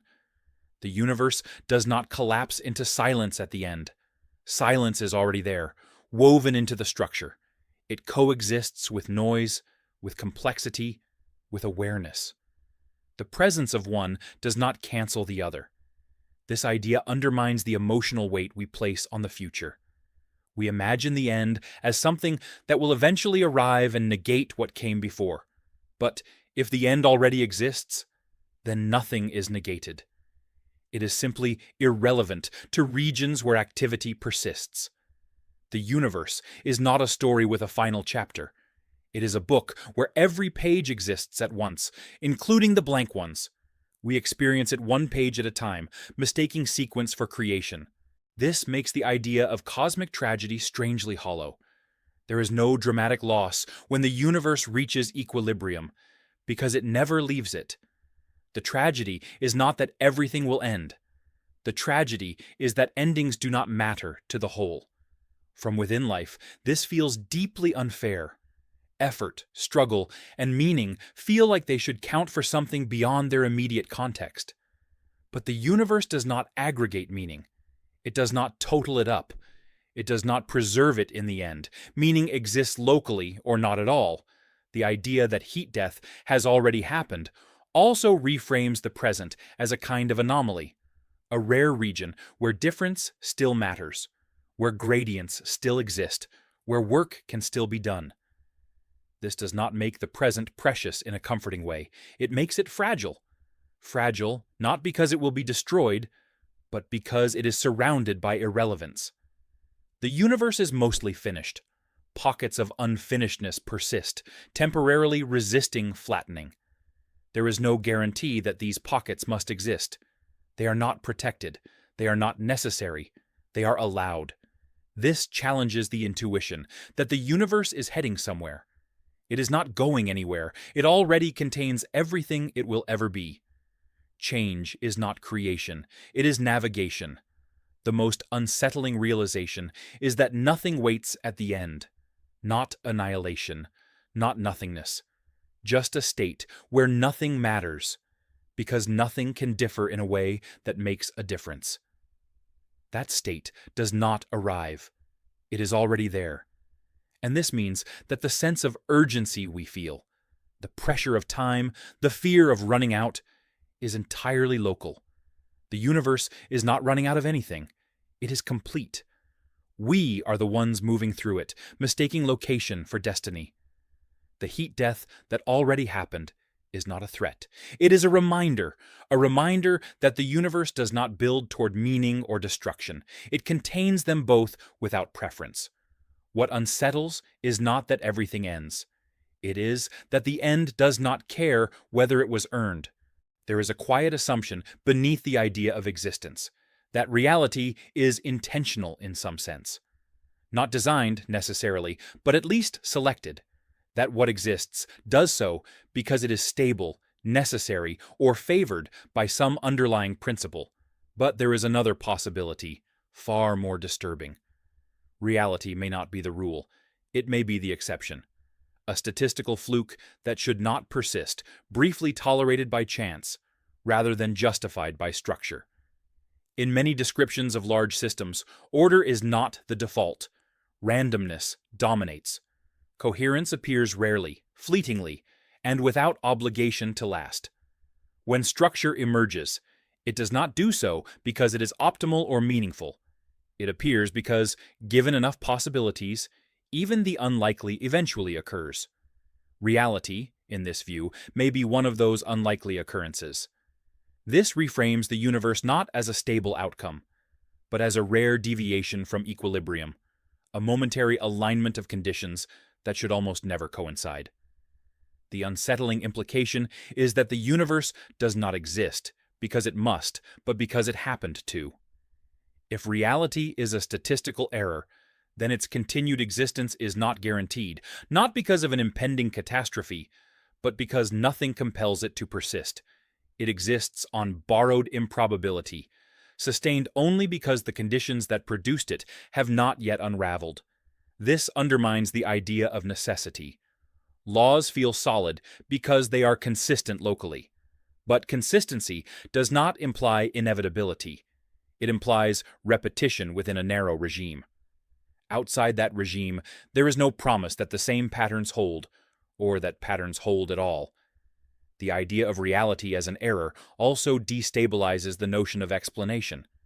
Errors do not have reasons in the usual sense. They have causes, but those causes do not justify them. A glitch occurs because conditions allowed it, not because it served a purpose. If reality is a glitch, then asking why it exists may be as misguided as asking why a typo occurred in a vast text. This perspective removes the comfort of cosmic legitimacy. The universe is not grounded in necessity, elegance, or inevitability. It is not the natural state of things. It is an anomaly that has not yet corrected itself. From this view, the vastness of the universe is not evidence of robustness. It is evidence of scale. With enough space, enough time, enough combinations, even the improbable becomes inevitable somewhere. We may simply be located inside one such improbable pocket. This does not make reality fragile in a dramatic way. It makes it provisional. There is no guarantee that the conditions supporting coherence will continue. No guarantee that the patterns we rely on will not dissolve quietly, without warning, not because of collapse, but because the error has run its course. The unsettling part is not that reality might end, but that it never had to begin. There was no requirement for coherence, structure, or experience to exist at all. The universe may not be the outcome of a deep principle, but the residue of randomness that happened to self-organize briefly. This also reframes consciousness. Awareness may not be a feature the universe supports intentionally. It may be a byproduct of rare configurations that happen to generate self-modeling systems. Consciousness becomes an accident layered on top of an accident, a statistical outlier nested within another. There is no cosmic preference for minds, no requirement that experience exist. The fact that it does is not evidence of significance. It is evidence of improbability. This view strips away the assumption that reality trends toward complexity or order. It does not. Complexity appears sporadically, surrounded by vast regions where nothing like it occurs. The universe is not climbing toward something. It is fluctuating, briefly and locally, away from equilibrium. This makes the future deeply uncertain in a structural sense. Not because we lack knowledge, but because there may be no underlying stability to rely on. The conditions that produced this reality are not obligated to persist. They are not anchored by necessity. The idea of a statistical error also reframes suffering and meaning. Pain does not exist for a reason. Meaning is not discovered. Both are emergent features of a rare configuration that does not justify itself. There is no deeper layer where it all makes sense. This does not render experience trivial. It renders it unjustified. Existence is not earned. It is not explained. It simply happens. This challenges the instinct to search for ultimate reasons. There may be none. Reality may not be answerable to explanation, because it is not the result of a process aimed at producing anything. It is a byproduct of randomness that happened to align. The discomfort here is profound. If reality is a statistical error, then there is no guarantee that rationality itself is safe. The coherence of logic may depend on the same fragile conditions that produced matter and time. Reason works because we are inside a pocket where it happens to apply. Outside that pocket, there may be no such thing as consistency, no stable patterns, no laws to violate, just incoherence that does not register as chaos because there is nothing there to notice it. This also undermines the idea of inevitability in endings. Reality does not need a dramatic end. It can simply fade as the error corrects itself. Coherence can thin out until there is nothing left capable of supporting distinction. No apocalypse, no collapse. Just a return to the overwhelming background where this reality never needed to exist. The idea that reality is an error does not imply it is false. Errors still occur. They still have consequences while they last. But they are not protected. They are not guaranteed. They are not central. The universe may be mostly absence, punctuated by rare, fleeting islands of structure that mistake their existence for necessity. From within such an island, everything feels grounded. Laws feel universal, time feels directional, meaning feels urgent. But this urgency is local, not cosmic. The most unsettling realization is that nothing in reality may be fundamental, not space, not time, not laws, not consciousness. All of it may be contingent on a coincidence that could just as easily not have occurred. This strips away the comfort of inevitability. There is no reason things must continue as they are. There is no deep principle ensuring persistence. There is only the fact that, so far, the error has not been corrected. Reality does not guarantee itself. It exists because it happened. And that may be the most terrifying possibility of all. The past feels like the most solid part of reality. The future is uncertain, the present fleeting. But the past appears fixed, archived, immune to change. It feels like a foundation on which everything else rests. Yet this certainty may be the most convincing illusion of all. There are growing reasons to suspect that the past is not a stable record, but a construct that exists only insofar as it is required by the present.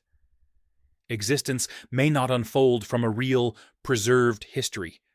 It may instead continually generate the appearance of one.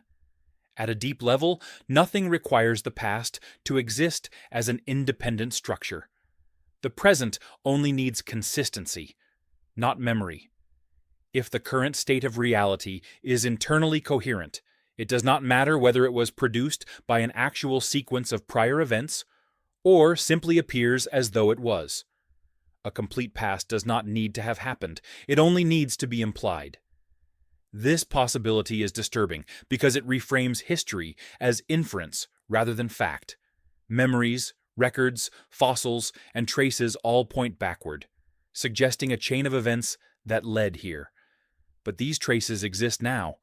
They do not carry the past with them. They only encode information that is interpreted as history by systems that expect continuity. The universe does not require a real past to function. It only requires states that are compatible with one another.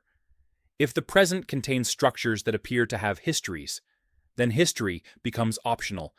The appearance of having come from somewhere replaces the necessity of actually having done so. This undermines the idea of causation across time. The present does not need to be caused by the past. It only needs to be consistent with the idea of a past.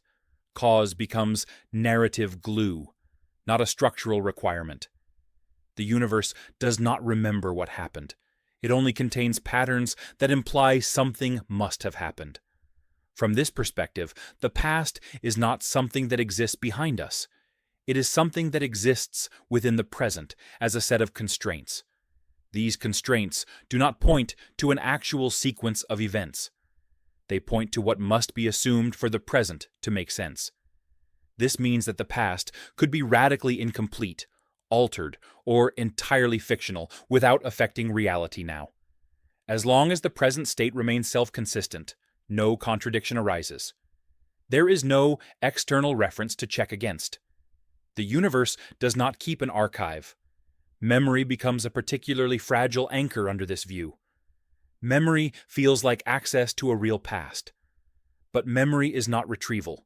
It is reconstruction. Each recollection is a present event shaped by current conditions. The past is not accessed. It is rebuilt, imperfectly, every time it is recalled. This raises a troubling implication if all access to the past occurs in the present, and if the present does not require a real past to function, then the distinction between a true history and a plausible one collapses.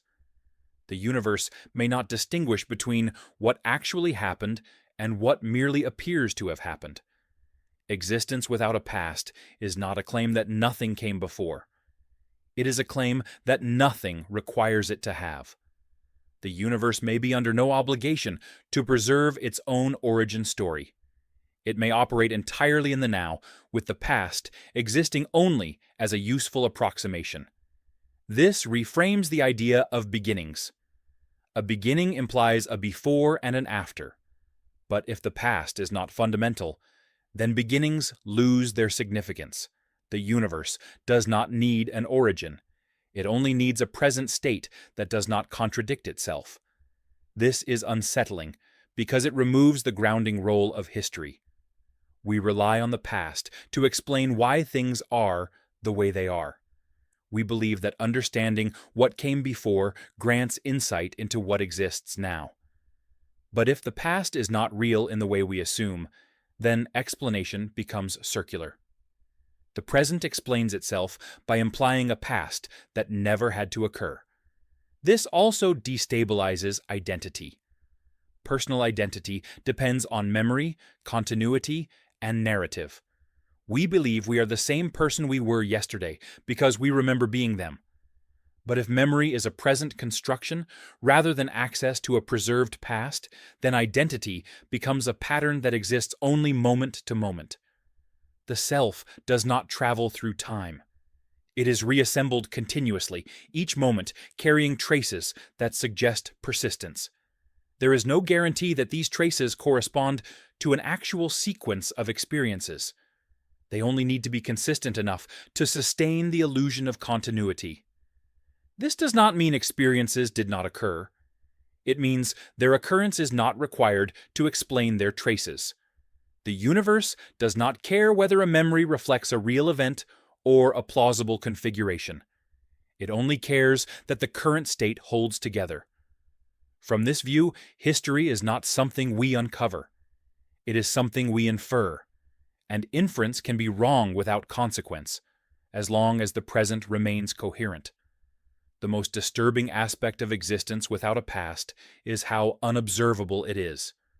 There is no experiment that can distinguish a universe with a real history from one that simply appears to have one. All evidence of the past exists in the present. There is nothing to compare it to. This means that reality could have come into being moments ago, fully formed, complete with memories, records, and scars that imply immense age. Nothing within the universe could detect the difference. The idea is not that this happened, but that it could have, and that the universe offers no mechanism to rule it out. Time, under this view, does not accumulate. It does not build.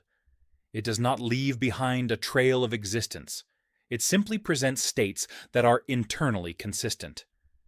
The appearance of accumulation is a feature of those states, not evidence of an actual process. This challenges the emotional weight we attach to history. Trauma, achievement, progress, and loss all derive significance from the idea that they are part of a real sequence. If the past is only a present construction, then significance becomes fragile.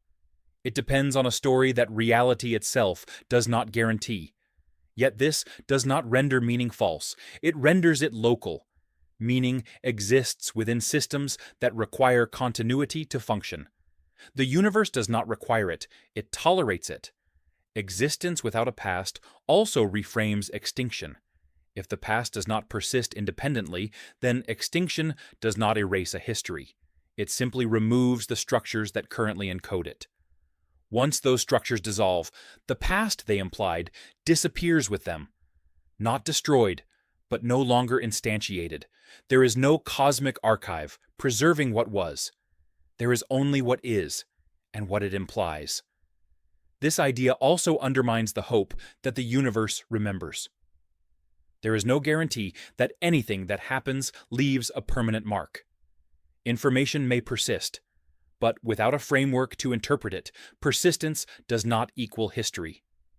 The past requires interpretation to exist.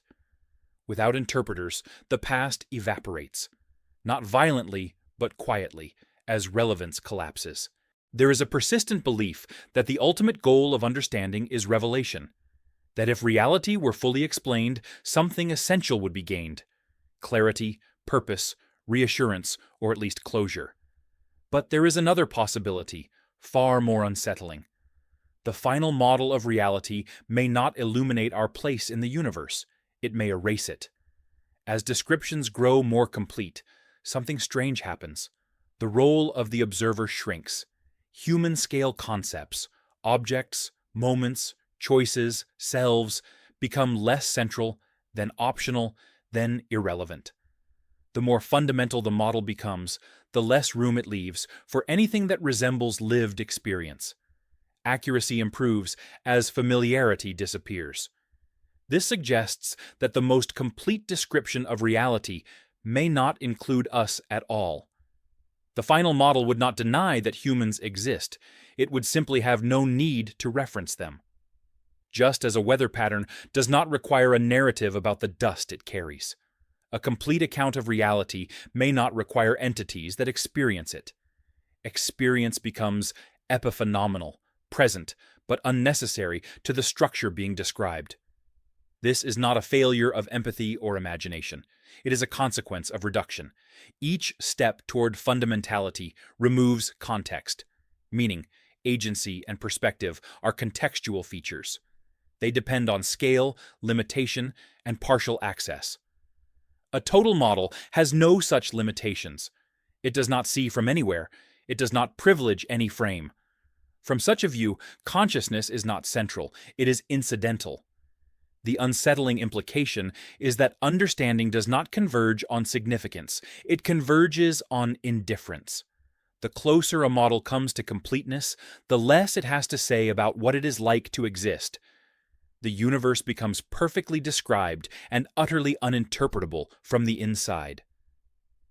In this final model, there is no room for now. No privileged present, no arrow of time that aligns with experience. There are only relations within a structure that does not move, does not observe, and does not care.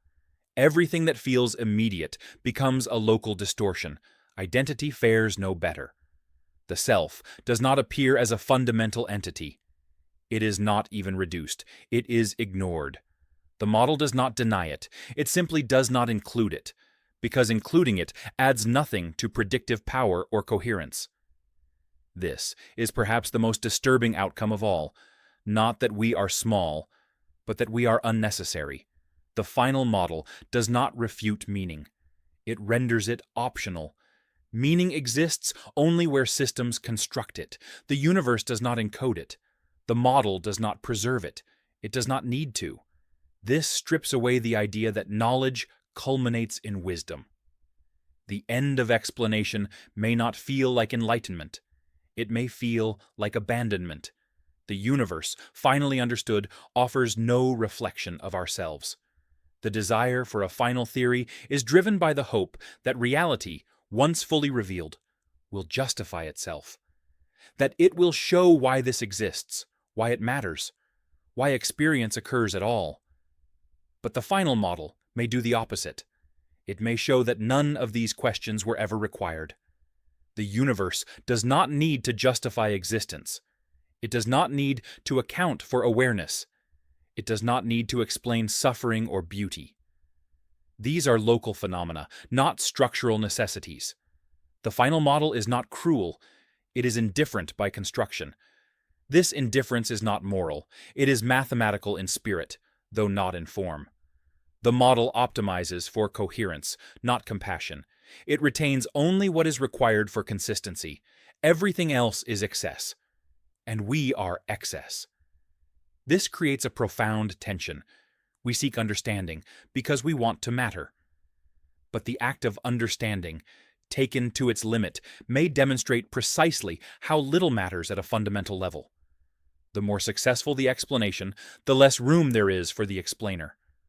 This is why the final model is never presented plainly, not because it is secret, but because it is unsatisfying. It does not answer the questions people ask. It dissolves them. It does not say, "This is why you are here." It says nothing at all about you.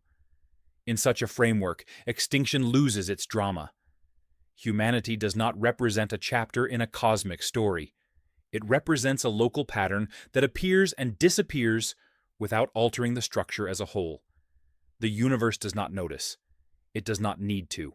Even existence itself becomes less dramatic. Things do not exist in the sense we mean. They are instantiated within a structure that does not privilege instantiation. Being is not a binary. It is a contextual label applied by systems that care about persistence.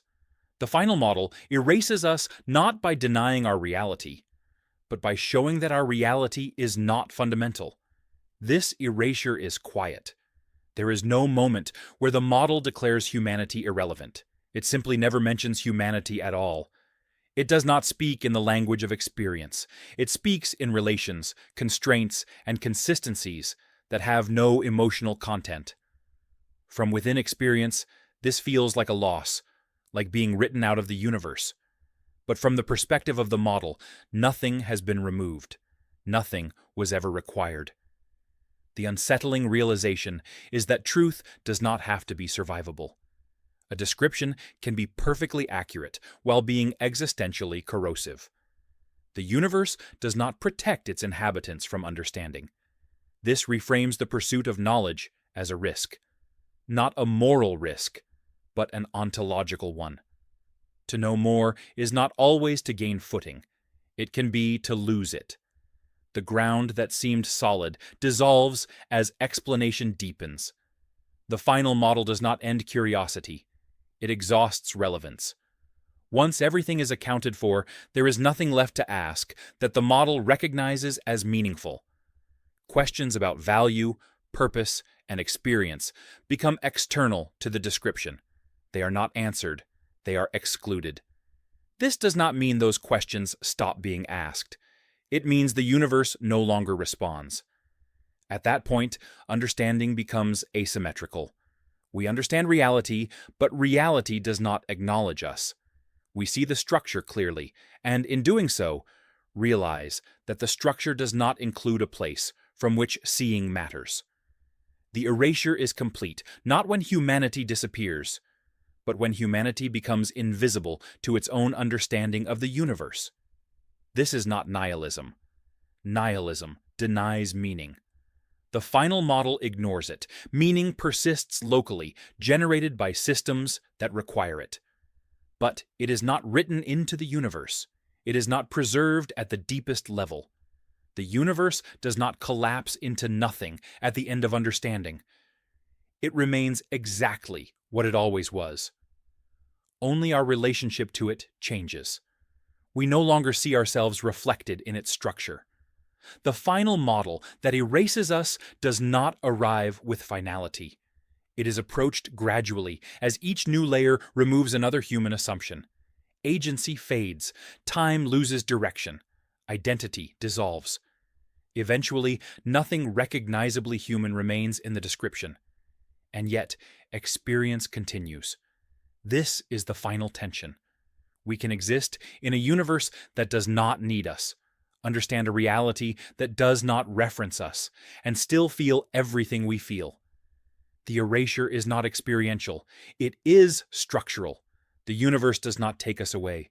It simply stops acknowledging that we were ever required.